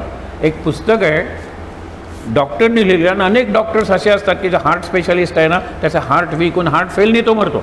जो स्पॉन्डिलोसिस किंवा नर्ववाला आहे ना तो नर्व्हच्या विकाराने मरतो. जो कॅन्सर स्पेशालिस्ट आहे तो कॅन्सरहून मरतो. आणि म्हणून सगळेजण काय म्हणतात की तुम्ही जे रोगावर ट्रीट करता यू कॉन्सन्ट्रेट ऑन दॅट रोग, कॉन्सन्ट्रेट करता म्हणून तो रोग तुम्हाला होतो. मी किती मोठ्या मोठ्या डॉक्टरांची तुम्हाला होतो, जे डॉक्टर आपल्याला माहीत आहेत. डॉक्टर बावडेकर त्यांचं पुस्तक आहे कॅन्सर माझा सांगाती. सांगाती म्हणजे फ्रेंड, आणि नुसता फ्रेंड नाही, my companion. He keeps my company anywhere every time. मी स्टेशनवर गेलो कॅन्सर आहे ना, मी टॉयलेटमध्ये गेलो कॅन्सर आहे ना, मी मंदिरात गेलो कॅन्सर आहे ना, माझा सांगाती आहे तो. ही दृष्टी बदलली केव्हा, माझे माहेर गोंदावले. जोपर्यंत गोंदावलेला मी जात नव्हतो तोपर्यंत मला कॅन्सर म्हणजे भयंकर काहीतरी झालं. वाय मी गॉड, त्याने विचारलं मी इतक्या लोकांना कॅन्सर बरा केला, मला कॅन्सर का झाला, व्हाय मी. दुसरं एक पुस्तक आहे, त्या मुलीला डॉक्टरनी फक्त दिलं काय तर कफ सिरप, जे तो फॅमिली डॉक्टर सगळ्यांना देत होता. हे कफ सिरप घेतल्यावर त्या मुलीचा ब्रेन सोडून सगळ्या सिस्टम, श्वास घ्यायला त्रास, डोळे दिसत नाहीत, कानाने ऐकू येत नाही, जिभेला चव नाही, हाताला थरथर आहे, उभं राहत नाही, बसता येत नाही, अशी परिस्थिती झाली. आणि मुलगी 6वी का 7वीत होती, पण तिला शिकायचं होतं. आईने नंतर पहिल्यांदा ट्रीटमेंट झाली, हे बरी होईल असं वाटत नाही, डॉक्टर म्हणाले, पण जगेल, मरणार नाही आहे ती. मेंदू शार्प होता. आई काय म्हणाली, मी हिच्याबरोबर क्लासमध्ये बसलं तर चालेल का, शाळा चांगली होती, आम्ही सुद्धा परवानगी नक्की दिली असते. मुलीला शिकायचं आहे, आई मुलीला मदत करते. एक्झामिनेशन सोडून बाकीच्या ठिकाणी आई बरोबर असली म्हणून आम्ही लॅबोरेटरीमध्ये सुद्धा तिचा हात थरथरतोय, त्याला धरता येत नाही आहे टेस्ट ट्यूब, पण प्रयोग कसा करायचा ते सांगू शकते, हे लक्षात ठेवा. हे सगळं केलं केलं केलं. त्या पुस्तकातलं फक्त शेवटचं वाक्य सांगतो, पुस्तकाचं नाव सांगतो. शेवटचं वाक्य, आई अत्यंत घाईत मला आमंत्रण मिळालेलं आहे, इथूनच मी लंडनला जाते, संपूर्ण जगाची इकॉनॉमिक सिस्टम कशी असली पाहिजे हा माझा निबंध सिलेक्ट झाला आहे, मी इथूनच निघाले कारण मला आमंत्रण उशिरा मिळालं. हे शेवटचं वाक्य आहे. जगाची आर्थिक परिस्थिती कशी असावी ह्याबद्दल मी लिहिलेला पेपर मला इंग्लंडमध्ये वाचायला पाहिजे, कल्पना करा. आणि मग आई म्हणते, गॉड व्हाय नॉट मी. एरवी व्हाय मी इतक्या जणांना मदत केली, मला कॅन्सर का व्हावं, मला हा त्रास का व्हावा, मी सगळ्यांना सांगू, मला कोण तू. ती आई म्हणते, व्हाय नॉट मी ओ गॉड. माझ्या मुलीला हा त्रास झाला, त्या त्रासाला तोंड देत माझी मुलगी आज वरती आली सगळ्याच्या, आणि मला काहीच नाही झालं, मी नॉर्मल आहे. मला नॉर्मल का ठेवलंस, मला कुठला तरी एक दणका द्यायला पाहिजे होता, कुठला तरी रोग, कुठला तरी एक प्रकारचं व्यंग असलं पाहिजे होतं, मग मी प्रगती केली असते. पुस्तकाचं नाव व्हाय, मराठी पुस्तक आहे लक्षात ठेवा, why not me oh god. Oh god नाही आहे, व्हाय नॉट मी. दर महिन्याला 1-2 पुस्तकं येतात. मी कॅन्सरशी कशी लढत दिली. कॅन्सर लक्षात ठेवा, not curable but perfectly treatable and manageable. हे एका पुस्तकाचं नाव आहे की cancer not curable but perfectly treatable and manageable. You can manage, you can live with cancer happily. हे हनुमान चालीसा.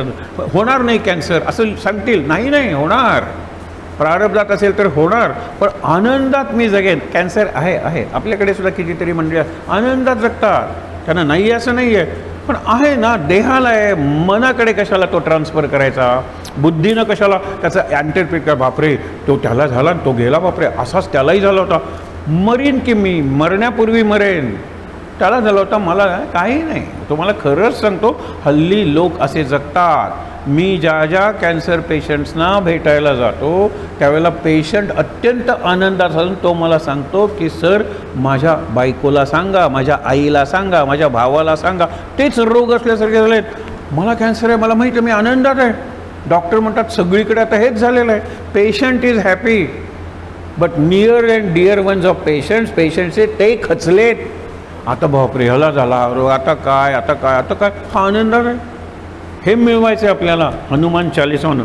पुढे जाऊया. नासे रोग हरे सब पीरा, जपत निरंतर हनुमत वीरा, संकट ते हनुमान छुडावे, मन क्रम बचन ध्यान जो लावाय. ध्यान लावायला पाहिजे. मन क्रम म्हणजे काया वाचा मने. काया म्हणजे शरीर, कृती, वाचा वाणी शब्द, आणि मन भावना विचार, सतत तुम्ही नाम घ्या. हे सोपं आहे हो, खरंच तुम्हाला सांगतो. आपला मी आड येतो. अखंडित भेटी रघुराज योगू. तुम्हाला अखंड राम योग आहे. आपल्याला निरनिराळे योग माहीत असतात. माझा ध्यान योग आहे, माझा ज्ञान योग आहे, हा एक योग झाला. योग करताना वगैरे निर्णय, माझा हठ योग आहे, माझा हा योग आहे. अरे राम योग तुम्हाला का नको? रघुराज योगू अखंड पाहिजे ना. मना सांडेरे मीपणाचा, हा मीपणा आहे ना, तो मी आणि रामाच्या मध्ये येतो. तो मीपणा घालवलास की तू आणि राम एकच आहेस, हे लक्षात घेतलं पाहिजे. म्हणून बघूया की संकटे सब पर राम तपस्वी राजा. सब पर म्हणजे सगळ्यांच्यात श्रेष्ठ, राम तपस्वी राजा, तिनके काज सकल तुम साजा. हे हनुमंता, तपस्वी राम हा सर्वात श्रेष्ठ राजा आहे. मागे मी तुम्हाला सांगितलं होतं, परवा एक उदाहरण सांगितलं की ती उर्मिला म्हणते मला वल्कलं पाहिजे, कारण या रघुकुलात केव्हा नवरा जाईल वनवासात आणि बायकोला इकडे राहावं लागेल हे माहीत नाही आहे. त्याची आठवण राहण्यासाठी मला वल्कल पाहिजे. रोज मी देवीची पूजा करताना वल्कलाला हळद कुंकू वाहणार आहे, कारण रघुकुल की रीती चली आई, प्राण जाय पर वचन निजाई. मी 14 वर्षे इथे, माझा नवरा गेला तिकडे बघा. म्हणून मी आठवण ठेवण्यासाठी रोज सांगणार आहे की हा राजमुकुट माझा आहे आज, उद्या वल्कल घालावी लागतील, कारण रघुकुल की रीत चली आई. म्हणून इथे त्यांनी दुसरं उदाहरण सांगितलेलं आहे की राम तपस्वी राजा, राम रक्षा. तुम्ही मुद्दामून म्हणताना 2 ध्यानमंत्र आहेत. आपण म्हणतो ना पहिल्यांदा रामाचा ध्यानमंत्र, नानालंकार दीप्तम दधत मुरुजटा, दधत मुरुजटा मंडनम रामचंद्र. रामाने पिवळं वस्त्र घातलं आहे, म्हणजे पितांबर घातलेलं आहे, बद्ध पद्मासनस्थम बसलेला आहे, मुकुट घातलेला नाही, गळ्यात निरनिराळे नानालंकार दीप्तम, दीप्तिमान तेजस्वी अलंकार घातलेले आहेत, सिंहासनावर बसलेला आहे, पण रामाने मुकुट घातलेला नाही आहे. रामाचा जटाजूट आहे, तो लक्षात ठेवा. हा तपस्वी राजा राम किती झाला तरी. म्हणून सब पर राम तपस्वी राजा, तिनके काज, त्यांच्या उपयोगाला तू पडलास हनुमंता. तिनके काज सकल तुम साजा, और मनोरथ जो कोई लावई.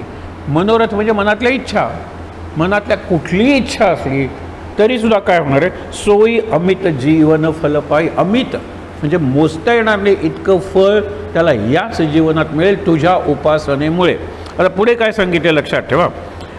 चारो युग परताप तुम्हारा. 4 युगात, 4 युग कुठलं? सत्ययुग, त्रेतायुग, द्वापारयुग आणि कलियुग. आता ते एक छोटा तुम्ही बघत असाल शॉर्ट्स यूट्यूबचे, त्याच्यात एक छोटा, त्याला भगवान म्हणतात, तो हरे कृष्णाचा आहे, तो हा मोठा वगैरे लावतो, छान उत्तर देतो होतो. त्याला विचारलं की कलियुगातला अवतार कुठला आहे, 10वा अवतार झाला का? तो म्हणतो झाला 10वा अवतार. हरे कृष्ण कृष्ण कृष्ण हरे हरे, हरे राम राम राम हरे हरे. हा आत्ताचा अवतार आहे. हे त्याचं उत्तर आत्ता संध्याकाळी मी ऐकलं, मला खूप आवडलं. ते कल्की वगैरे सोडा, 10वा अवतार झाला, हा मंत्र तो अवतार आहे, हे नाम तो अवतार आहे, आणि या मुलाचं वय 4 वगैरे असेल. आज त्याच्यावर एवढा फोकस आहे, त्याला भगवान म्हणतात. आता तो भगवान म्हणा म्हणजे भागवत कहो, भागवती भक्त आहे भगवंताचा. काय तेजस्वी उत्तर देतो तो मुलगा. ते तुम्ही मुद्दामून बघा, तुम्ही यूट्यूबच्या शॉर्ट्सवर तो असतोच असतो. आज भांडी घासताना दाखवला होता, किती स्वच्छ भांडी घासतो तो. स्वतःचं काम स्वतः केलं पाहिजे, उसमें भगवान रहता है. भागवत यही है. खूप चांगलं गीतेवर तो बोलतो, चांगला मुद्दामून आहे का. म्हणून सब पर राम तपस्वी राजा और मनोरथ जो कोई लावे, सोई अमित जीवन फल पावे. चारो जुग पर ताप तुम्हारा, है परसिद्ध जगत उजियारा. हे सगळं जग आहे ना, तिन्ही जग तुझ्यामुळे उजियारा म्हणजे उजवाडलंय, प्रकाश आलेला सगळा, सगळीकडे तुझ्यामुळे प्रकाश. आता तुझ्यामुळे प्रकाश म्हणजे श्वासाशी जोडा ना हनुमंताला. श्वास चालू आहे म्हणून मला हा सगळा प्रकाश आहे. ज्यावेळेला मरतो माणूस त्या क्षणी त्याचे डोळे उघडे असतात. आजोबा किती मोठं आहेत नाही दिसत, त्या क्षणी त्याला जीभ असते, स्वाद मेलेला असतो, तरीसुद्धा आपण साखर भरवतो. काय गोव्यातच हा प्रकार मी बघितला. साखर ठेवलेली असते, प्रेताला साखर घाला. अरे जीभ आहे त्याला रुची नाही आहे, त्याला कान आहे त्याला श्रुती नाही आहे, डोळे आहेत त्याला दृष्टी नाही आहे. हाच फरक आहे ना. आत्तापर्यंत आजोबा होते, आत्ता आजोबा गेले. आजोबा गेले कुठे? आजोबा आहेत, आजोबांचे डोळे वगैरे सगळे आहेत. खरे आजोबा जे आत होते ना ते गेले. खरे आजोबा म्हणजे चैतन्य आजोबा, प्राण आजोबा, जीव आजोबा, हे लक्षात ठेवा, ते गेले, मेले. आता ते काय आहे ते अजूनपर्यंत त्याचा फोटो निघालेला नाही, एक्सरे अजूनपर्यंत त्याचा ECG वगैरे नाही, त्याच्या सगळ्याच्या पलीकडे आहे. म्हणून मी बोलतोय, आहे म्हणून तुम्ही ऐकताय. हा जो जीव आहे ना तो हनुमान आहे. तो कारण मी हनुमान म्हणजे श्वास चाललाय म्हणून मी जिवंत आहे ना, हे तरी कॉमन सेन्सचं आहे ना. हे मनावर ठसवा तुम्ही. हनुमान आहे म्हणून मी आहे. मी बोलतो हनुमान आहे म्हणून, मी कॅल्क्युलेट करतो हनुमान आहे म्हणून, मी चित्र काढतो हनुमान आहे म्हणून, हनुमान आहे म्हणून मी झोपतो, हनुमान आहे म्हणून मी उठतो. हनुमान जर झोपेत गेला तर मी उठणार नाही आहे. माणसं झोपेत जातात. विचार करूया आपण. हनुमंताची कृपा आहे म्हणून मी जिवंत हा सगळा पराक्रम करतोय. मन क्रम काया वाचा मने हनुमान, हनुमान हनुमान. काया म्हणजे कृती, आचार, आचारात हनुमान. वाणी म्हणजे विचार व्यक्त करा, विचार, आणि उच्चार. वाणी म्हणजे काया वाचा मने, सतत हनुमंताचं नाम घ्या. पुढे बघा, और मनोरथ चारो युग, चारही युगात तुझा प्रताप आहे. राम त्रेतायुगातला आहे, पण सत्ययुगात हनुमान होता की. आता राम नाही आहे पण हनुमान आहे की. तुम्हाला एक माहीत नसेल म्हणून तुम्हाला सांगतो की ज्यावेळेला राम वगैरे गेले, कुठे गेले, शरयू नदीत आत्मविसर्जन केलं. तो प्रसंग जरा सांगण्यासारखा आहे, मार्मिक प्रसंग आहे की रामाचं सगळं कार्य झालेलं आहे, रामराज्य करून झालेलं आहे. रामराज्यातला एकच नियम सांगतो, सुंदर रामराज्याचं वर्णन आहे. एकच नियम सांगतो, रामराज्यात कधीही वडिलांना किंवा आजोबाला, मुलाला किंवा नातवाला अग्नी द्यावा लागत नाही. आधी आजोबा मरतात, नंतर वडील मरतात, नंतर मुलगा मरतो, नंतर नातू मरतो. याच क्रमानं होत असतं, कारण सगळे नियम पाळतात. आज अपघातात, रोज अपघाताची बातमी आहे. मेला, वय वर्ष 22, वय वर्ष 25. त्यांचा अग्निसंस्कार कोण करणार आहे? वडील किंवा आजोबा. आज अपघात, रामराज्यात अपघात घडत नाहीत कारण सगळेजण नियम पाळतात. रामराज्यात वाटेल ते रोग होत नाहीत कारण सगळेजण आहाराचे नियम पाळतात. रामराज्यात उगीच वाटेल ती गुन्हेगारी होत नाही, चोरी होत नाही, अत्याचार होत नाहीत कोणावर, कारण न्याय आणि राज्यव्यवस्था, लॉ अँड ऑर्डर अत्यंत चांगली, त्याला रामराज्य म्हणतात. हे सगळं रामराज्याचं वर्णन आहे, लक्षात ठेवा. हनुमान इथे कुठे आला? प्रसंग आहे, काळ एक ऋषी येतो. तुम्हाला सांगितलं ना, 13 ऋषींचा प्रभाव रामाच्या जीवनावर आहे. या ऋषींच्या माध्यमातून सांगता येतं रामचरित्र. आधी कोण आला? ऋष्यशृंग. त्यांनी तो यज्ञ केला, त्यातून पायस आणि त्यातून रामाचा जन्म झाला. रामाचा जन्म होण्याआधी एक ऋषी आहे आणि रामाचा जन्म संपताना एक ऋषी आहे. त्याला काळ पुरुष नाव दिलेलं आहे. सुंदर प्रसंग आहे. काळ पुरुष येतो आणि म्हणतो मला रामाशी एकांतात बोलायचं आहे. गंमत बघा, एकांतात काय कितीतरी आत खोली होता. जो कुणी आपण दोघं जण एकांतात असताना येईल त्याला देहांत प्रायश्चित्त, ठार मारलं पाहिजे, वध केला पाहिजे त्याचा हात, ही शिक्षा असली पाहिजे. राम म्हणतो एकावरच माझा विश्वास आहे, तो म्हणजे लक्ष्मण. लक्ष्मणाला सांगतो तो बाहेर उभा राहा, तू आत येऊ नकोस आणि कुणालाही आत सोडू नकोस. आता दुसरे ऋषी येतात, दुर्वास, आणि ते म्हणतात की आत्ताच्या आत्ता मला रामाला भेटायचं आहे. लक्ष्मण हात जोडून सांगतो, आत्ता आणखीन एक ऋषी रामाशी बोलतायत आणि त्यांनीच नाही नाही नाही आत्ताच्या आत्ता मी सगळी अयोध्या जाळून टाकतो. दुर्वास जाळतील सुद्धा. लक्ष्मण विचार करतो, मी जर आत गेलो तर मी एकटा मरेन, नाहीतर हे सगळी अयोध्या जाळतील. तो म्हणतो तुम्ही थांबा. तो आत जातो लक्ष्मण. त्यावेळेला ते दोघंजणं बाहेर येत असतात, पण बाहेरच्या खोलीत येत असतात. काळ पुरुष रामाला खूण करून म्हणतो, आलेला आहे लक्ष्मणात, त्याला मारलं पाहिजे.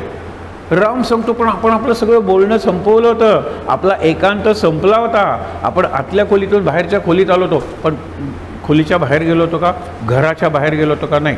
लक्ष्मणाला देहांत प्रायश्चित्त. आता रामावर केवढं संकट आहे. लक्ष्मणाला फासावर चढवायचं, लक्ष्मणाला शिरच्छेद करायचा, अवघड आहे ते. मग सगळे ऋषी जमतात आणि ऋषी म्हणतात, प्रतिष्ठित लोकांना उद्या राजसभेत म्हणजे दरबारात बोलवायचं. लक्ष्मणाला त्याचा अपराध काय झाला ते सांगायचा आणि लक्ष्मणा मी तुझा त्याग करतो, त्याग करतो, त्याग करतो असं 3दा म्हणायचं. मग लक्ष्मणाचा त्याग करतो म्हणजे तुला ठार मारलेला आहे, तू जा, आयुष्यात मला पुढे कधी तोंड दाखवू नकोस. ही त्यावेळची पद्धत होती, त्याप्रमाणे केलं जातं. लक्ष्मण सगळ्यांना नमस्कार करतो, रामाला नमस्कार करतो. रामा तू जर माझा त्याग केला आहेस, आणि तो बरोबर आहे, कारण ती आधी ठरलेलीच अट होती, तुम्ही बाहेर येण्यापूर्वी मी आत आलो होतो, मला निरोप दे. आणि तो शरयू नदीत जातो आणि आत्मविसर्जन करतो. त्यांना पोहता येत असतं. मग ते कसे मोडले, अत्यंत शांत, काय सुंदर हो, रामाचं नाम घेत छानपणे चालत जायचं. शरयू नदी जिथे खोल होते तिथे तुम्ही वाहत जाता, परत नाही गेला. आत्मविसर्जन. लक्ष्मण गेला तर राम म्हणतो, मी कसा जगू, माझा तो बाहेरचा प्राण होता, आत 5वा प्राण आणि 6वा प्राण बहिश्चर बाहेरचा प्राण लक्ष्मण होता, आता मी शरयू नदीत आत्मविसर्जन करणार. मग भरत आणि शत्रुघ्न म्हणतात, आम्ही कसे राहू. मग त्यांच्या पत्नी म्हणतात, तुम्ही जाणार तर आम्ही कशाला राहू. त्यांच्या माता जिवंत आहेत, लक्षात ठेवा, कौसल्या, सुमित्रा आणि काही काही. ते म्हणतात, तुम्ही सगळे जाणार तर आम्ही कशाला राहू. बरेचसे ऋषी म्हणतात की सगळा रामा तूच जाणार असेल तर काय वैभव आहे या अयोध्येचं. अशा वेळेला अयोध्या सांभाळणार कोण. हनुमान. हे लक्ष, हनुमान चिरंजीव आहे, हनुमानाला मृत्यू नाही आहे. राम वगैरे सगळे जातात आणि जशी सूत्र देतात ना तसे हनुमंताला सांगतात, इथून पुढे अयोध्येच्या रक्षणाची जबाबदारी तुझी. म्हणून तिथे हनुमान गढी म्हणून जे आहे, तिथे जी हनुमानाची मूर्ती आहे ती अयोध्येचा सगळ्यात मुख्य देव आहे. अयोध्येचा मुख्य देव राम मानलाय आपण म्हणून, पण अयोध्येचं रक्षण कोण करतो, हनुमान करतो. त्याला हनुमान गढीच म्हणलेलं आहे. गुगलमध्ये बघा, तुम्हाला सगळी माहिती मिळेल. म्हणून हनुमान हा अयोध्येचं रक्षण करतो. केव्हा, राम वगैरे सगळ्यांनी आत्मविसर्जन केल्यानंतर. असं रामायण संपतं. महाभारत कसं संपतं, भागवतात कृष्णाचं जीवन कसं संपतं, आपण प्रश्न विचारले पाहिजे. सगळ्यात एक तुम्हाला सांगतो, विक्रम आणि वेताळ माहीत आहे. विक्रमाला प्रत्येक वेळा तो वेताळ प्रश्न विचारतो आणि म्हणतो, तुला उत्तर माहीत असून सांगितलं नाहीस तर तुझ्या डोक्याची 100 छकलं म्हणजे तुकडे होऊन खाली पडतील. आणि तू जर उत्तर दिलंस तर मी सुटलो, मी परत झाडाला लोंबकाळत राहील. आणि असा एक प्रश्न त्याच्याकडून कारण तो मुक्त व्हायचे वेताळला, पण विक्रमादित्य एवढा हुशार आहे की वेताळीने विचारलेल्या प्रत्येक प्रश्नाचं उत्तर देतो. ही गोष्ट संपणार केव्हा, म्हणून असा प्रश्न विचारला जातो. त्यावेळेला विक्रम म्हणतो, मी भरपूर विचार केला, मला या प्रश्नाचं उत्तर देता येत नाही. तो वेताळ म्हणतो, हा हा हा, मी मुक्त झालो, थँक्यू विक्रम, धन्यवाद. कुठला प्रश्न होता तो, आपण स्वतःला प्रश्न विचारत नाही. आज गुगल, कुठला प्रश्न होता तो की ज्याचं विक्रमादित्याला किती प्रश्नाची उत्तर आहेत, प्रत्येक प्रश्नाची एक एक गोष्ट आहे. मुद्दामून बघा, मी आत्ता सांगत नाही तुम्हाला, कारण भयंकर प्रश्न आहे तो. तुम्ही सुद्धा हे गुरफटून जाल त्या विचारात. असा आपल्या मनात प्रश्नच पडत नाही, तो प्रश्न कुठला असेल. रामाच्या जीवनाचा शेवट कसा झाला, रामायणाचा, महाभारतात कसं झालं, भागवतात कृष्ण कसा गेला, हे प्रश्न विचारले की त्या ग्रंथाचा अभ्यासाला दिशा मिळते. हे लक्षात ठेवा. पुढे बघूया ना आपण. 4 युग, 4 युगात परताप तुम्हाला. परताप म्हणजे प्रताप. तुमचेनी प्रतापे न भिये कृतांता, जयदेव जयदेव जय हनुमंता. हनुमंताची आरती आहे. तुमचेनी प्रतापे न भिये कृतांता, काही जण म्हणतात तुमचेनी प्रसादे न भिये कृतांता. 17 उड्डाणे हुंकारवदनी म्हणजे काय हो? हे 17 म्हणजे काय? 17. 16 म्हणजे पूर्ण विकास आहे.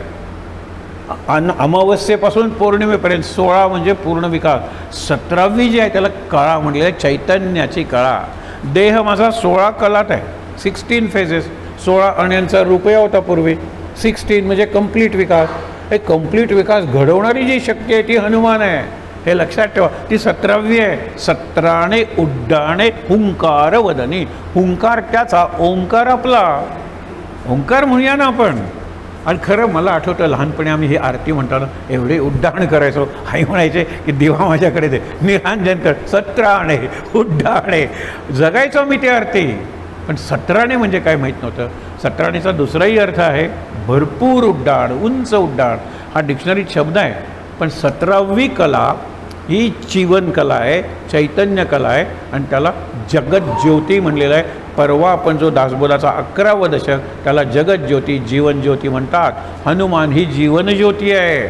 जीवन ज्योत जले म्हणून कुठे दिवा लावणारात आतला हनुमान जर आहे तर जीवनज्योत आहे. आतला हनुमान गेला की जीवनज्योत गेली. जीवनज्योत हॉस्पिटल म्हणून काढलं, किती सुंदर नाम आहे हो. ओळीनं 10 पेशंट मेल्यानंतर ज्योत विजली, हॉस्पिटल बंद. कारण का की शेवटी यश आहे. नाव जीवनज्योत काय आहे? हनुमान जीवनज्योत आहे. तो हनुमानाला टिकवा. म्हणजे श्वास टिकला पाहिजे. श्वास काय व्हेंटिलेटरवर टिकतो. व्हेंटिलेटरवर माझ्या माहीत असलेली मडगावमधली फक्त एक व्यक्ती परत आलेली आहे, बाकी नाही हो. अगदी जवळच्या माणसांना सांगितलेलं आहे, सर तुम्हाला म्हणून सांगतो, he died on Monday, today it is Wednesday. त्यांना सांगा ना व्हेंटिलेटर रिमूव्ह करायला. माझ्या जवळच्या लोकांचं आहे.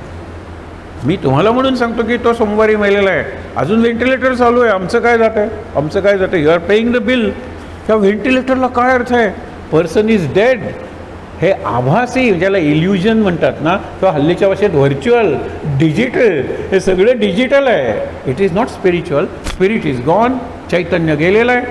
किती विचार करूया आपण. म्हणून सांगितलेलं साधू संत के तुम रखवारे. साधू संतांचं रक्षण हनुमान करतो. कितीतरी कथा आहेत. हनुमंतांनी साधू संतांचं रक्षण केलेलं आहे. हनुमंतांनी आपला जो 2 कथा तुम्हाला सांगतो. एक म्हणजे भीम. भीम प्रचंड शक्तिमान आहे पण अहंकारी आहे. एकदा भीम जात असतो का, कारण द्रौपदीने फूल मागितलं. फूल त्या पर्वतावर आहे, झाड आहे, झाड खूप उंच आहे. जेवायला बसतायत आणि भीम लगेच म्हणाला तुला पाहिजे आहे ना, चल. त्यावेळेला ती म्हणते नाथ जेवून जा. ती फक्त भीमाला नाथ म्हणते. द्रौपदी भीमाला नाथ म्हणते. आणि शेवटी सुद्धा भीम तिच्याकडे जातो. युधिष्ठिर सांगतो जायचं नाही या मार्गावर, आपण पुढे पुढे जात राहायचे, सगळे मरणार आहेत मागे, मी सुद्धा मरणार आहे. पण तो जिवंत गेला ना स्वर्गात युधिष्ठिर. पण पहिल्यांदा नाथ म्हणून तिने हाक मारलेले आहे. त्याला श्वास घेणं अवघड आहे. आणि हिमालयाच्या त्या मार्गावर जो मार्ग अजूनही दाखवला जातो त्याला महाप्रस्थान परम स्वर्गारोहिणी, स्वर्ग आरोहिणी. तिकडे आता टूर काढायचं चाललं होतं आणि आम्ही मनातल्या मनात महाराजांनी सांगितलं कुठली तरी जागा पवित्र ठेवा की. मग त्याला बंदी आणलेली आहे. कर्दळीवन, बापरे, जिथे स्वामी समर्थ, हे श्रीपाद श्रीवल्लभ, हे पवित्र कर्दळीवन आहे. टुरिस्ट स्पॉट बनवून टाकला. वर्णन करायला दारूच्या बाटल्या गेल्या, तिथल्या दगडावर नावं लिहिली गेली. एक नवरा म्हणजे बॉयफ्रेंड गर्लफ्रेंड. बंद केला आंध्र प्रदेशात, नाही जायचं. करायला पाहिजे काही. म्हणून स्वर्गारोहिणी म्हणून जो मार्ग आहे तिथून पांडव गेले. फक्त एकटा युधिष्ठिर जिवंत गेला, बाकी सगळे क्रमाक्रमाने पडलेले आहेत. त्यावेळेला ती म्हणते शेवटचं वाक्य द्रौपदीचं की पुढच्या जन्मी जर एकच पती असेल तर भीमा मी तुला मागेन. बघा, कारण जिथे जिथे माझा अपमान झाला तिथे तिथे हा फूल आणायला निघालेला आहे. आणि वाटेत एक वानर आहे, अत्यंत म्हातारा जख्खड वानर आहे, शेपूट असं आलेलं आहे. आणि आपल्याकडे अजूनही एक माणूस झोपलेला असेल ना तर त्याला ओलांडून जाऊ नका, त्याचं आयुष्य कमी होतं. त्यांनी पाय असतील तर पाय बाजूला घेरे, ओलांडून जाऊ नका, उगीच त्याला पाय लागेल चुकून, असा त्याचा अर्थच आहे. बाजूला घे शेपूट. त्यावेळेला तो म्हणतो मला हलवता येत नाही रे, असाच मी मरणार आहे, तू शक्तिमान दिसतोस. तर शेपूट बाजूला नाईलाज म्हणून घेतो, उचलत नाही त्याला शेपूट, हलत नाही शेपूट. त्यावेळेला तो म्हणतो तू आहेस कोण? तर मग हनुमान प्रकट होतो. मी आणि तू भाऊ आहोस, आपण दोघंही वायुपुत्र आहोत. वायूकडून तुला कुंतीनं मागून घेतलेला आहे. तू वायुपुत्र भीम आहेस, मी भीमरूपी महारुद्र आहे, आपण दोघेही भीम आहोत. अहंकार अहंकार सोड अहंकार. आता अर्जुन आणि ह्या हनुमान दोघांनी अहंकार झालेला आहे. हनुमानाला अहंकार झालेला आहे, गोष्ट तुम्हाला माहीत आहे. पण त्याचा परिणाम काय लक्षात ठेवा. अर्जुन गेलेला आहे फिरायला कृष्णाबरोबर.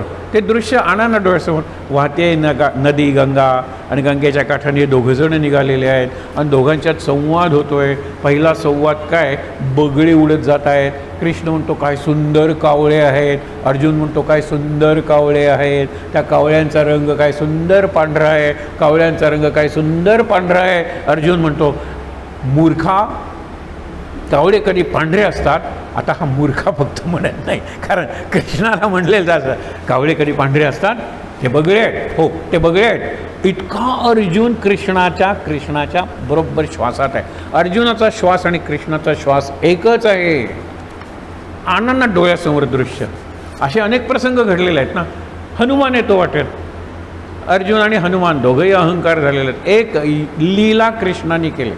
अर्जुनाला म्हणाला बघूया हनुमान किती बलवान आहे ते. तू बाणांचा पूल तयार कर, ब्रिज.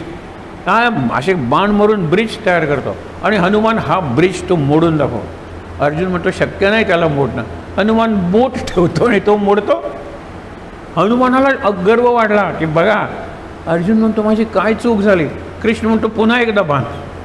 पुन्हा एकदा बांधल्यानंतर हनुमान बोट ठेवतो नाही, हनुमान हात ठेवतो ब्रिज नाही, हनुमान पाय ठेवतो ब्रिज नाही, हनुमान उभा राहतो ब्रिज तो म्हणजे पूल मोडत नाही, हनुमान उंच उंच उड्या मारतो ब्रिज नाही. हनुमान म्हणतो काय झालं. म्हणाल खाली वाकून बघा, मी त्या पुलाच्या खाली माझं सुदर्शन चक्र ठेवलं आहे. पूर्वी नव्हतं ठेवलं. पूर्वी तो साधा पूल होता. आता सुदर्शन चक्राची शक्ती आहे. म्हणजे अर्जुना तू काय, हनुमंता तू काय, सुदर्शन चक्रामुळे म्हणजे माझ्यामुळे तुम्ही शक्तिमान आहात. आता हनुमान म्हणतो की माझ्या याला शिक्षा काय, सोपं आहे. अर्जुनाचा रथ ज्या वेळेला युद्ध करत असेल त्यावेळेला कर्ण भीष्म वगैरे ज्या शक्ती मारतील रथ उडून जाईल. मी जरी असला तरी रथावर तू बस आणि स्टॅबिलाइज द चॅरियट. हा रथ आहे तो स्थिर कर. आणि म्हणून हनुमान बसलाय रथावर बघा ना.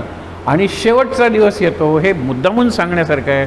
हनुमान आता काय आज्ञा, युद्ध तर संपलेलं आहे. सगळे कौरव मारले गेलेले आहेत. शकुनी मारला गेला आहे, शल्य मारला गेला आहे आणि मुख्य म्हणजे कर्ण मारला गेला आहे. सगळे मारले गेलेले आहेत. 17 दिवस कृष्ण ड्रायव्हर आहे ना, नाही म्हणलं तरी ड्रायव्हर आधी उतरतो, मागे मालक बसलेला असतो, ते दार उघडतो, मालकाला उतरवतो. हे सगळं 17 दिवस कृष्ण हे करतोय. येतोय आणि कृष्णाला अर्जुनाला हात देतोय उतर. आणि त्याला अर्जुनाला बरं वाटतंय माझा सारथी आहे, मी मालक आहे या रथाचा. 18व्या दिवशी कृष्ण अर्जुनाला म्हणतो आज तू आधी उठ. अर्जुनाला यश मिळालंय, विजयाचा अधिक गर्व झालेला आहे. आज का आधी उत्तर खाली. आणि ज्यावेळेला अर्जुन उतरतो कृष्ण उडी मारतो, हनुमान उडून जातो आणि तो सगळा रथ जळून राख होते. हे काय आहे. अर्जुना विसरलास, अग्नीने हा रथ तुला दिला होता ज्यावेळेला आपण खांडव वन जाळलं होतं. हो हो बरोबर आहे. मग अग्नीने तो परत घेतला. पण मग 17 दिवस का घेतला नाही. कारण मी आधी उतरत होतो. 17 दिवस तो जळणार हनुमानवरती होता. आता युद्ध संपलेलं आहे, गरज नाही आहे त्या रथाची गरज नाही आहे. म्हणून मी आधी उतरलो असतो तर रथ जळला असता. तुला काय वाटलं की भीष्मानी आणि कर्णाने सोडलेले सगळे बाण तुझ्यामुळे अरे आम्ही शोषून घेतलेत. बऱ्याच वेळेला मी रथ वरती करत होतो, ती शक्ती शोषली जात होती. खाली करत होतो, ते अस्त्र वरून निघून जात होतं. अरे प्रत्येक अस्त्राचे नियम असतात. नारायण अस्त्र म्हणजे विष्णूचं आणि विष्णू म्हणजे नम्रता. जो नारायणासमोर नम्र होतो त्याच्या डोक्यावरून नारायणास्त्र जातं, त्याला त्रास होत नाही. ज्यावेळेला नारायणास्त्र सोडलं त्यावेळेला भीम गदा घेऊन जायला लागला. कृष्ण म्हणतो भीमा प्रश्न विचारू नकोस, खाली वाक. ज्यावरती प्रश्न विचारू नकोस त्यावरती तसं भीम गदा घेऊन खाली वागतो. अर्जुन खाली वाकलेला असतो. नारायणास्त्र त्याच्या रथाचा ध्वज कापून पुढे जातं. नारायणास्त्र नम्रता. प्रत्येक अस्त्राला तोंड देण्याची पद्धत आहे जी कृष्णाला माहीत आहे, जी भीष्माला माहीत आहे, अर्जुनाला आणि कर्णाला सुद्धा थोड्याफार प्रमाणात माहीत आहे. पण हे सगळे प्रसंग बघितलेत ना, प्रत्येक ठिकाणी हनुमान आहे. तो रथावर बसलेला आहे आणि नंतर म्हणतो माझ्याकडून एक चूक झालेली आहे. मी गुरुच्या वरती बसलेलो. याला शिक्षा काय ती पुढची कथा आत्ता सांगत नाही, खूप आहे. कृष्णा ज्या वेळेला तू अर्जुनाला गीता सांगत होतास, तू गुरु होतास, अर्जुन शिष्य होता, त्यावेळेला मीही ती गीता ऐकत होतो, पण मी तुझ्या डोक्यावर बसलो होतो रथावर. शिष्या हा गुरुच्यापेक्षा वरच्या पातळीवर बसणं हा गुरुचा अपमान आहे, आणि तो अपमान मी केलेला आहे. मला काय शिक्षा? कृष्ण म्हणतो योग्य वेळी ती शिक्षा मी तुला देत. बघा, यात छोट्या छोट्या गोष्टी वाटतात. हनुमंताकडून सुद्धा अपराध झालेले आहेत. अपराध झालेले आहेत म्हणजे असे अपराध, त्याला त्याची जाणीव आहे. मी वरती बसलो का? रथ हे करण्यासाठी. म्हणून गीतेचा पहिला श्रोता कोण असं जर विचारलं तर अर्जुन आहे, तसा हनुमान आहे, तसा संजय आहे, आणि तसा धृतराष्ट्रसुद्धा आहे. प्रत्येकावर काय परिणाम झाला आहे? हनुमंताला गरज नव्हती, कारण हनुमान ज्ञानी आहे. अर्जुन ऐकत होता. अर्जुन निराश झालेला आहे, तो उभा राहिलेला आहे गीता सांगून. संजय अत्यंत प्रभावित झालेला आहे. धृतराष्ट्रावर काही परिणाम नाही गीतेचा. म्हणून ते म्हणतात म्हातारा म्हैसा. इतके अवघड शब्द कधी, म्हणजे कठोर शब्द ज्ञानेश्वरांनी वापरलेले नाही. ह्या शिव्या आहेत ज्ञानेश्वरांच्या. हा म्हातारा आणि म्हैसा म्हणजे रेडा. सगळा गीतेचा पूर अमृताचा चाललेला आहे, हा कोरडा ते कोरडाच आहे. त्यांना राग येतो. संजय सांगतो की मला ते रूप आठवतं, विश्वरूप, आणि माझ्या अंगावर बघ माझे केस उभे राहिलेले आहेत, रोमांच उभे राहिलेले आहेत. मला अजून तो अद्भुत संवाद आठवतो अर्जुनाने. तो म्हणतो कशाला ते सांगतो? युद्धाचं काय झालं? त्यावेळेला युद्ध सुरू व्हायचं आहे. याचे 100 मुलं जिवंत आहेत. अजूनही धृतराष्ट्र वाटतं की आपण जिंकणार आहोत, कारण कर्ण भीष्म आपल्या बाजूला आहेत. मुलांचं काय झालं सांग. दुर्योधन कुठे? दुर्योधन काय करतोय ते सांग. हे कशाला सांगतोस? मला गीता आवडली आणि हे आवडलं. त्याच्यावर काही परिणाम नाही आहे. आपण धृतराष्ट्र आहोत का? नक्की नाही. आपण संजय आहोत का? संजयाचा मोठा अधिकार आहे. हनुमान म्हणतो त्याच वेळेला मी ऐकत होतो. आणि खरा पहिला श्रोता कोण असतं माहिती आहे ना? वक्ता हा पहिला श्रोता असतो. कारण मी माझं वाक्य ऐकलं नाही तर पुढचं वाक्य त्याला जोडेन कसा सांगा बरं? अगदी सोपं आहे ना. म्हणून आम्ही नेहमी म्हणतो आम्हाला शाप आहे प्रवचन ऐकायचा, तुम्हाला मात्र नाही आहे. तुमचं लक्ष कुठे इकडे तिकडे गेलं तरी चालतं. आम्हाला प्रत्येक वाक्य ऐकावं लागतं, प्रत्येक शब्द ऐकावा लागतो. सद्गुरूंची कृपा असते, नाहीतर ते जोडणार कसं वाक्य पुढे? म्हणून ही गंमत असते. म्हणून आम्हाला प्रवचनात जागं राहावं लागतं जोडण्यासाठी. हा दुसरा शाप. आणि यावं लागतं. तुम्ही आला नाहीत तरी चालेल, कोण विचारणार आहे, पण आम्हाला यावं लागतं. हा त्रिविध शाप लक्षात ठेवा. आणि हा मजेदार शाप आहे, कारण त्यांची कृपा आहे म्हणूनच आहे. शेवटी थोडंसं वाचूया. साधू संत के तुम रखवारे, असुर निकंदन राम दुलारे. रामाचा आवडता आहेस तो, कारण तो राक्षसांना मारले. काय काय पद्धतीने मारलेला आहे, वर्णन वाचलं पाहिजे. तो जंबूमाळी येतो आणि आव्हान देतो. त्याच्या आधी काय केलं? अक्षय कुमार हा धाकटा मुलगा आहे, लाडका बाबू आहे कोणाचा? रावणाचा. त्याला मारल्यावर जंबूमाळी चिळून जातो आणि आव्हान देतो. तो म्हणतो मी तुला मारणार नाही आहे, ये. म्हणून त्याला पायाखाली दाबून ठेवतो. दोघांनी पायाखाली दाबून ठेवलेला, ठार मारलेला नाही आहे. हनुमंतांनी जंबूमाळीला ठेवलेला आहे, तो मेलेला नाही आहे. आणि तुम्ही नटराजाचा पुतळा बघितला आहेत ना, आठवतो ना? तोचा एक पाय वरती आहे, दुसऱ्या पायाखाली मूल आहे ना लहान. हे लहान मूल कुठलं? आणि त्याला तो तुडवतोय आणि त्याला तो ठार मारत नाही आहे. शंकराने उत्तर दे, माझा आनंद तांडव आहे. माझी 2 तांडव आहे, ते रुद्र तांडव किंवा उग्र तांडव जग जाळून टाकतो, आणि आनंद तांडव जगाला मी आनंद देतो. आनंदाच्या आड येणारा जो अपस्मार, म्हणजे सगळ्या गोष्टीचा क्षय करणारा क्षय, ज्याला ट्युबरक्युलोसिस म्हणतो. ट्युबरक्युलोसिसला तो अर्थ नाही जो क्षयला आहे. आनंदाचा क्षय, आयुष्याचा क्षय, चांगल्या प्रसंगाचा क्षय घडवतो. त्याला मी पायाखाली ठेवलेला आहे. त्याला ठार मारलं, तो पुन्हा जन्म घेईल दुसऱ्या स्वरूपात आणि माझ्या भक्तांना त्रास देईल. म्हणून मी त्याला पायाखाली ठेवलेलं आहे. त्यालाही आनंद आहे, कारण शंकराच्या पायाखाली आहे म्हणून. मी त्याला ठार मारणार नाही आहे. म्हणून मुद्दामून बघा, तो जो पाय आहे त्याच्याखाली ते पोर आहे. ते पोर मजा करते, ते सुटण्याचा प्रयत्न करत नाही, कारण शंकराच्या पायाखाली आहे. पण शंकर मग तुम्ही याला मारणार नाही, हा दुसरा जन्म घेईल आणि माझ्या भक्तांना त्रास देईल. त्याला अपस्मार म्हणलेला आहे. अपस्मार म्हणजे क्षय, आणि क्षय म्हणजे प्रत्येक गोष्टीचा क्षय. क्षय इज द एंड, घट. बघा पुढे काय सांगितलेलं आहे? साधू संत के अष्टसिद्धी नवनिधी की दाता. 8 सिद्धी त्या सगळ्या सांगून उपयोग नाही. नवनिधी, निधी म्हणजे खजिना, निधी म्हणजे निरनिराळ्या प्रकारची संपत्ती. हे गुगलवर वाचा, तुम्हाला सगळी नावं मिळतील. ते असं बरं दीन हा वर दिला जानकी माता. जानकी मातेने त्याला वर दिलेला आहे. काय? की अष्टसिद्धी नवनिधी के दाता. तुला तर अष्टसिद्धी आणि नवनिधी, निधी म्हणजे मोठा खजिना. म्हणजे तुझ्याकडे सोनं तर सोनंच असेल, हिरे तर हिरेच असतील, माणकं तर माणकंच असतील. बघा, हे सगळे निधी आहेत निरनिराळे, ते तुझ्याकडे असतील. इतकंच नाही, दाता तू इतरांना, तुझ्या भक्तांना देशील. आणि भक्तांना देणं म्हणजे काय हो? हनुमंतांनी काय मला द्यायला पाहिजे? प्रसंग सांगतो, माझ्या डोळ्यासमोर आहे.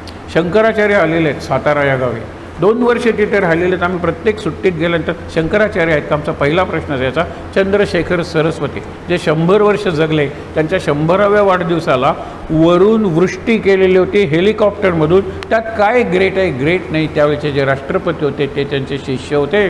ज्यावेळेला राष्ट्रपती यायचे त्यावेळेला राष्ट्रपती जर येऊ शकले तर त्यांच्या मार्गातले खडे काढायचे. कारण माझ्या गुरुसमोर मी कुठला राष्ट्रपती? एवढा अधिकार होता. हे आपल्याला करायला जमतंय का? बघा, इतकं सगळं जमणार नाही. ह्याच्यातलं तत्त्व लक्षात घ्या. एकादशीपर्यंत जे जमेल, त्यांच्याकडे 2 हंडे असायचे. स्पेनची राणी आली, रत्नाचा कंठा, हात कशाला लावायचे नाही, हंड्यात टाका. मोठा हंडा तो भरला, या हंड्यात टाका. किती पैसे, किती निरनिराळ्या देशांच्या करन्सीज, काय काय वाटेल ते असायचं. ते हात केव्हा लावायचे?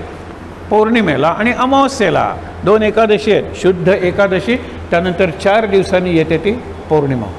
त्या पौर्णिमेला ह्या हाताने कोणी रांग लागायचे, ह्या हाताने ह्याला हे, ह्या हाताने त्याला ते. आणि मग भक्त बघायचे आणि सांगायचे की दोन्ही हांडे रिकामे झाले, धुवा, पालथे घाला. परत पुढच्या एकादशीपासून पौर्णिमेपर्यंत केवढ्या त्यांना यायच्या.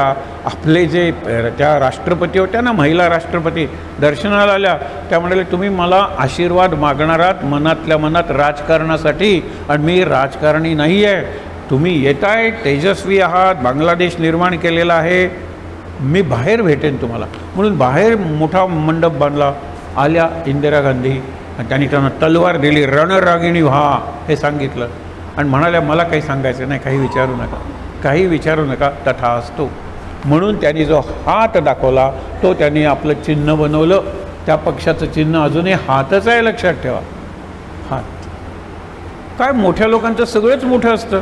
मला हे आवडलं की पौर्णिमेच्या दिवशी, अमावस्येच्या दिवशी मी पूर्णपणे रिकामा झालेला आहे, माझ्याकडे काही नाही आहे. हे बघा, सगळं ते दान करायचं, सगळं. आणि काही न बघता, अक्षरशः पण काही न बघता ती शक्ती त्यांच्याकडून असं दान करायचे. अहो, 7 मुली आहेत, लग्न जमत नाही, त्यांना अक्षरशः रत्नाचा हार दिला गेलेला आहे. रत्नाचा हार तो विकून सगळ्यांची लग्न झाली. मग तो शंकराचार्यांचा मठ आहे ना, त्या मठाला सुद्धा त्यांनी देणगी दिली. ज्याला गरज आहे ना त्याप्रमाणे मिळत असतं. हे गंमत बघा, किती भाषा त्यांना येत होत्या, किती पुस्तकं त्यांनी लिहिलेली होती. चंद्रशेखर सरस्वती कांची कामकोटी या उपपीठाचे शंकराचार्य त्यांची गोष्ट सांगतात. अहो, 100व्या वर्षी ते असं त्यांची गाडी होती, त्या गाडीवर सगळा त्यांचा प्रपंच असायचा. इतक्या वेगात जायचे की तरुण शिष्य धावता धावता दमायचे. आम्ही तर चालूच शकत नव्हतो त्यांच्याबरोबर. आणि प्रदक्षिणा घालत असताना एकदम विचारायचा, नैऋत्य. मग नैऋत्य दिशेला निघाले, आग्नेय दिशेला निघाले. आतून त्यांना कोणतरी गाईड करत असतं, तो हनुमान आहे. त्या श्वासाश्वासावर नाम आहे, आणि तो नाम मला गाईड करतं की पुरे झाला इथला मुक्काम, गेले. असेच एक शंकराचार्य आले होते वांतेला. त्यांना झरे असलेलं नवीन पाणी लागतं, शिळं पाणी नाही, जे टँकमध्ये असतं PWDच्या. आणि तिथे नदी होती की, पण हे क्षेत्र त्यांना बरं वाटलं. आणि बरं वाटल्यावर ते म्हणाले, आत्ता सगळं पाणी उपसून टाकूया, रात्री झऱ्याने ते पाणी येईल, त्यांनी तुम्ही स्नान करा. त्यांना बरं वाटलं आणि आम्हालाही बरं वाटलं. मान्यता मिळाली ना तिथे. 3 तासासाठी मी कसा बसा येईन. 3 दिवस राहिले. शंकराचार्य नाहीत, हे दुसरे साधू आहेत. 3 दिवस राहिले. मला दुसरी कामं आहेत, पण इथं मला राहावंसं वाटतं. त्या क्षेत्राचं महत्त्व आहे. क्षेत्राचं महत्त्व का? कारण निरपेक्ष उपासना केलेली आहे. कुणी काही मागितलं असेल तर मला माहीत नाही, परंतु आम्ही काही मागत नाही. तुमची इच्छा ना, तुम्हाला कळत का नाही आहे? पुढे बघा, अजून 1-2 वाचून आपण थांबूया. काय हे सगळ्यात सुंदर, राम रसायन तुम्हरे पासा. इथेच आपण थांबणार आहोत. राम रसायन तुम्हरे पासा, सदा रहो रघुपती के दासा. रघुपतीचे दास तू सदा राहशील.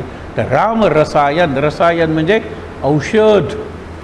रामाचं औषध म्हणजे नाम हे औषध आहे. आपण रामबाण औषध म्हणतो ना, रामबाण म्हणजे रामाचा बाण नाही, रामबाण नाम हे रामबाण औषध आहे. त्याला रसायन म्हणलेलं आहे. रसायनला एक शब्द आहे, केमिस्ट्री शब्द ज्याच्यापासून आला, अल्केमी. त्या अल्केमीला रसायन, अल्केमी म्हणजे ते द्रव आहे. त्याच्यात काही टाकलं की सोनं बनतं. अजून अल्केमी माणसाला मिळालेली नाही आहे, पण अल्केमीसाठी प्रयत्न चालू आहेत. त्यातून केमिस्ट्री या विज्ञानाचा शोध झाला. अल्केमी नावाची पुस्तकं लिहिलेली आहेत, त्यात हे सांगितलेलं आहे. ते बाहेरचं कशाला तुम्हाला द्रव्य पाहिजे की टाकलं की सोनं. तुमच्या आत कुठलाही विचार टाकला की पॉझिटिव्हून बाहेर पडला, कुठलाही विचार टाकला पॉझिटिव्हून बाहेर पडला. असं रामरसायन का नाही आहे? आत कितीतरी लिक्विड्स आहेत, आत रक्त आहे, आत घाम आहे, आत अश्रू आहेत, आत काय नाही आहे. त्याच्यात हे रसायन राम राम राम राम ते रसायन तयार झालं. 5 गोष्टी सांगतो आणि थांबतो. गोष्टी म्हणजे स्टोरीज नाही आहेत. या 5 गोष्टींसाठी माणूस आत्तापर्यंत धडपड करत आला आहे. त्या कुणाला मिळाल्यात ते बघा. मला मिळवायचं असेल तर मला तसं झालं पाहिजे. पहिली गोष्ट कल्पवृक्ष. कल्पवृक्ष म्हणजे त्याच्या खाली बसा आणि कल्पना करा की ती वस्तू तुम्हाला मिळते.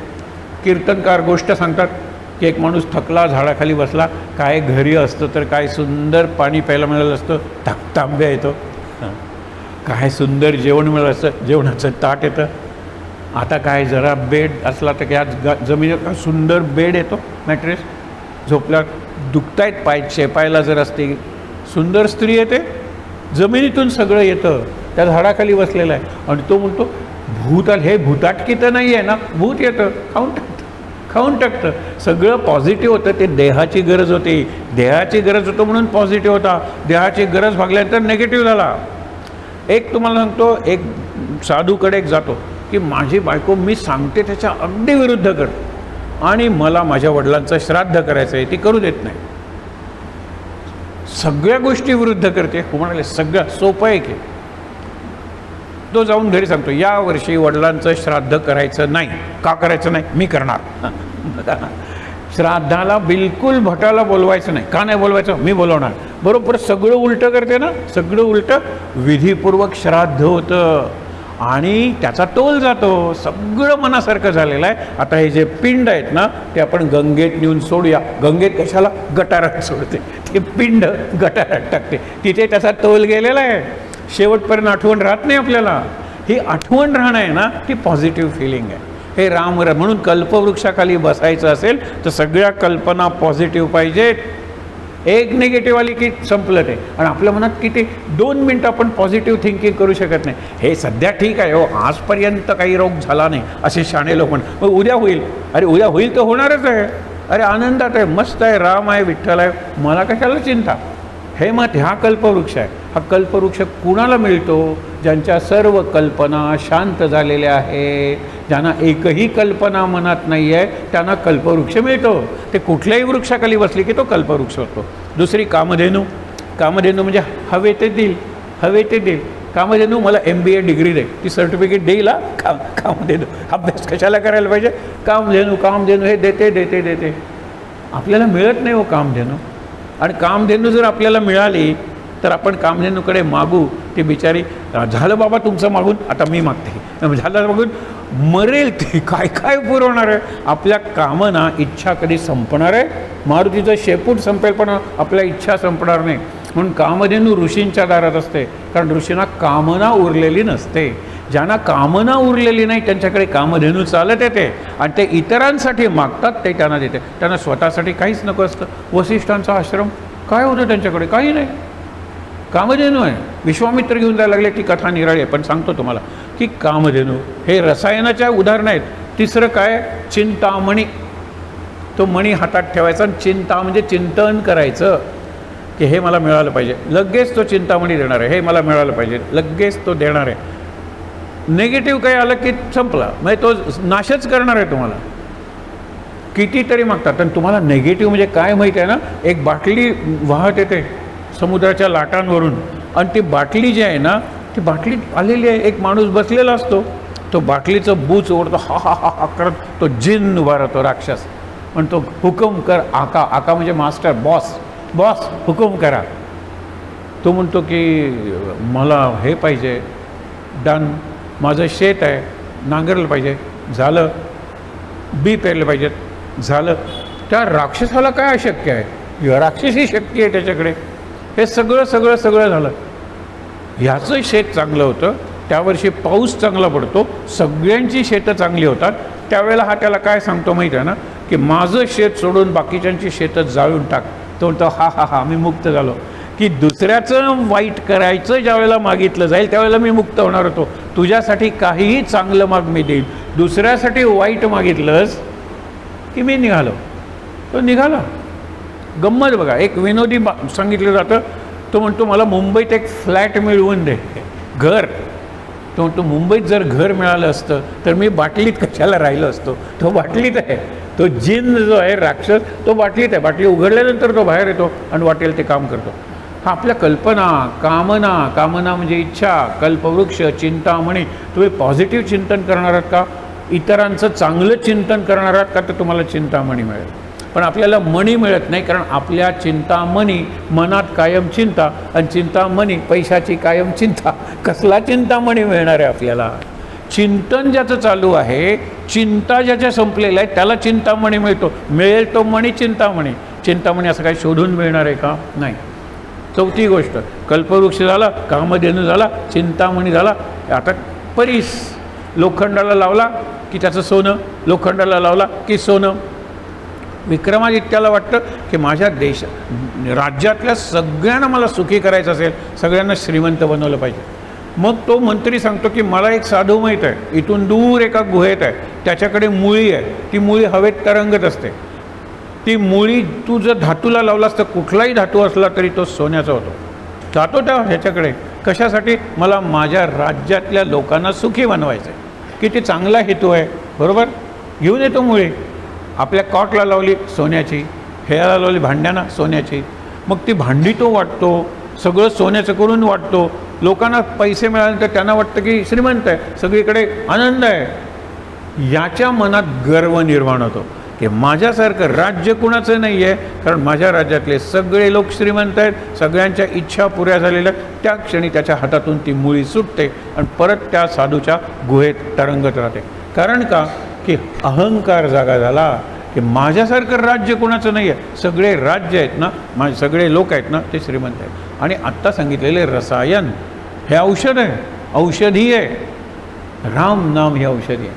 आणि खरं सांगते, आपल्याला कल्पवृक्ष, कामधेनू, परीस, चिंतामणी काही मिळालं नाही, ते राम रसायन मिळालं पाहिजे. राम रसायन तुमरे पासा, सदा रहो हरि के दासा. सदा दास हनुमान आहे आणि मुख्य म्हणजे राम नाम चालू आहे. तेवढं आपण चालू ठेवूया. हे राम रसायन मिळवणं आपल्या हातात आहे. ते केमिस्टकडे मिळत नाही, ते बाजारात मिळत नाही. राम रसायन कुठलाही डॉक्टर देऊ शकत नाही. डॉक्टरलाच रसायनाची गरज असते, राम रसायनाची. हे गंमत बघा. त्यामुळे काय, एका नास्तिक डॉक्टरनी सत्यनारायण केला. म्हटलं सर आलं पाहिजे प्रसादाला. मला आश्चर्य वाटलं म्हणून गेलं. बायकोला विचारलं सत्यनारायण कशाला. सत्यनारायण मागितलं. शेजारी नवीन हॉस्पिटल सुरू झाले, बंद पडावं.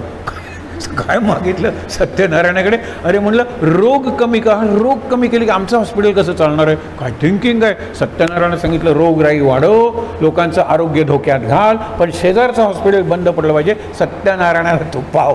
काय सत्य आहे. तो नारायण काय वेडा आहे काय पावायला. दुसऱ्याच्या विरोधात काही मागू नका, स्वतःला सुद्धा सांगा तुझी इच्छा असेल ते मिळेल. आहे त्या ठिकाणी ताट बसूया. राम रसायन, काय सुंदर शब्द आहे रसायन. रसायनशास्त्र म्हणजे केमिस्ट्री. रस आहे त्याच्यात, रस. आणि अयन म्हणजे घर. रसायन म्हणजे सर्व रसांचं घर. राम नाम हे सर्व रसांचं घर आहे, सर्व रसांचा साठा आहे. आपण राम नाम घेऊया, अखंड घेऊया.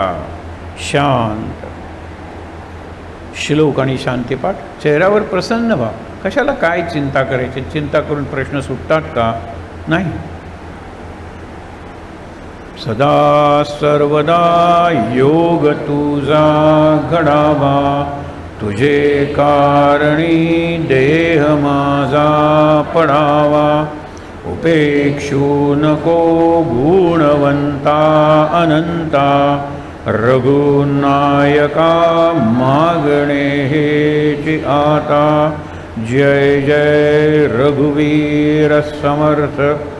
ओम सहनाववतु सहनौ भुनक्तु सह वीर्यं करवावहै. तेजस्विनावधीतमस्तु मा विद्विषावहै. ओम शांती शांती शांती.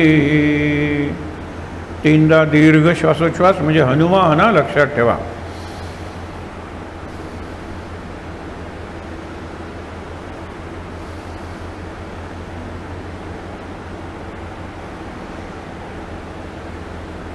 हातावर हात चोळूया. छानपणे ते चेहऱ्यावर डोळ्यांवर चोळूया.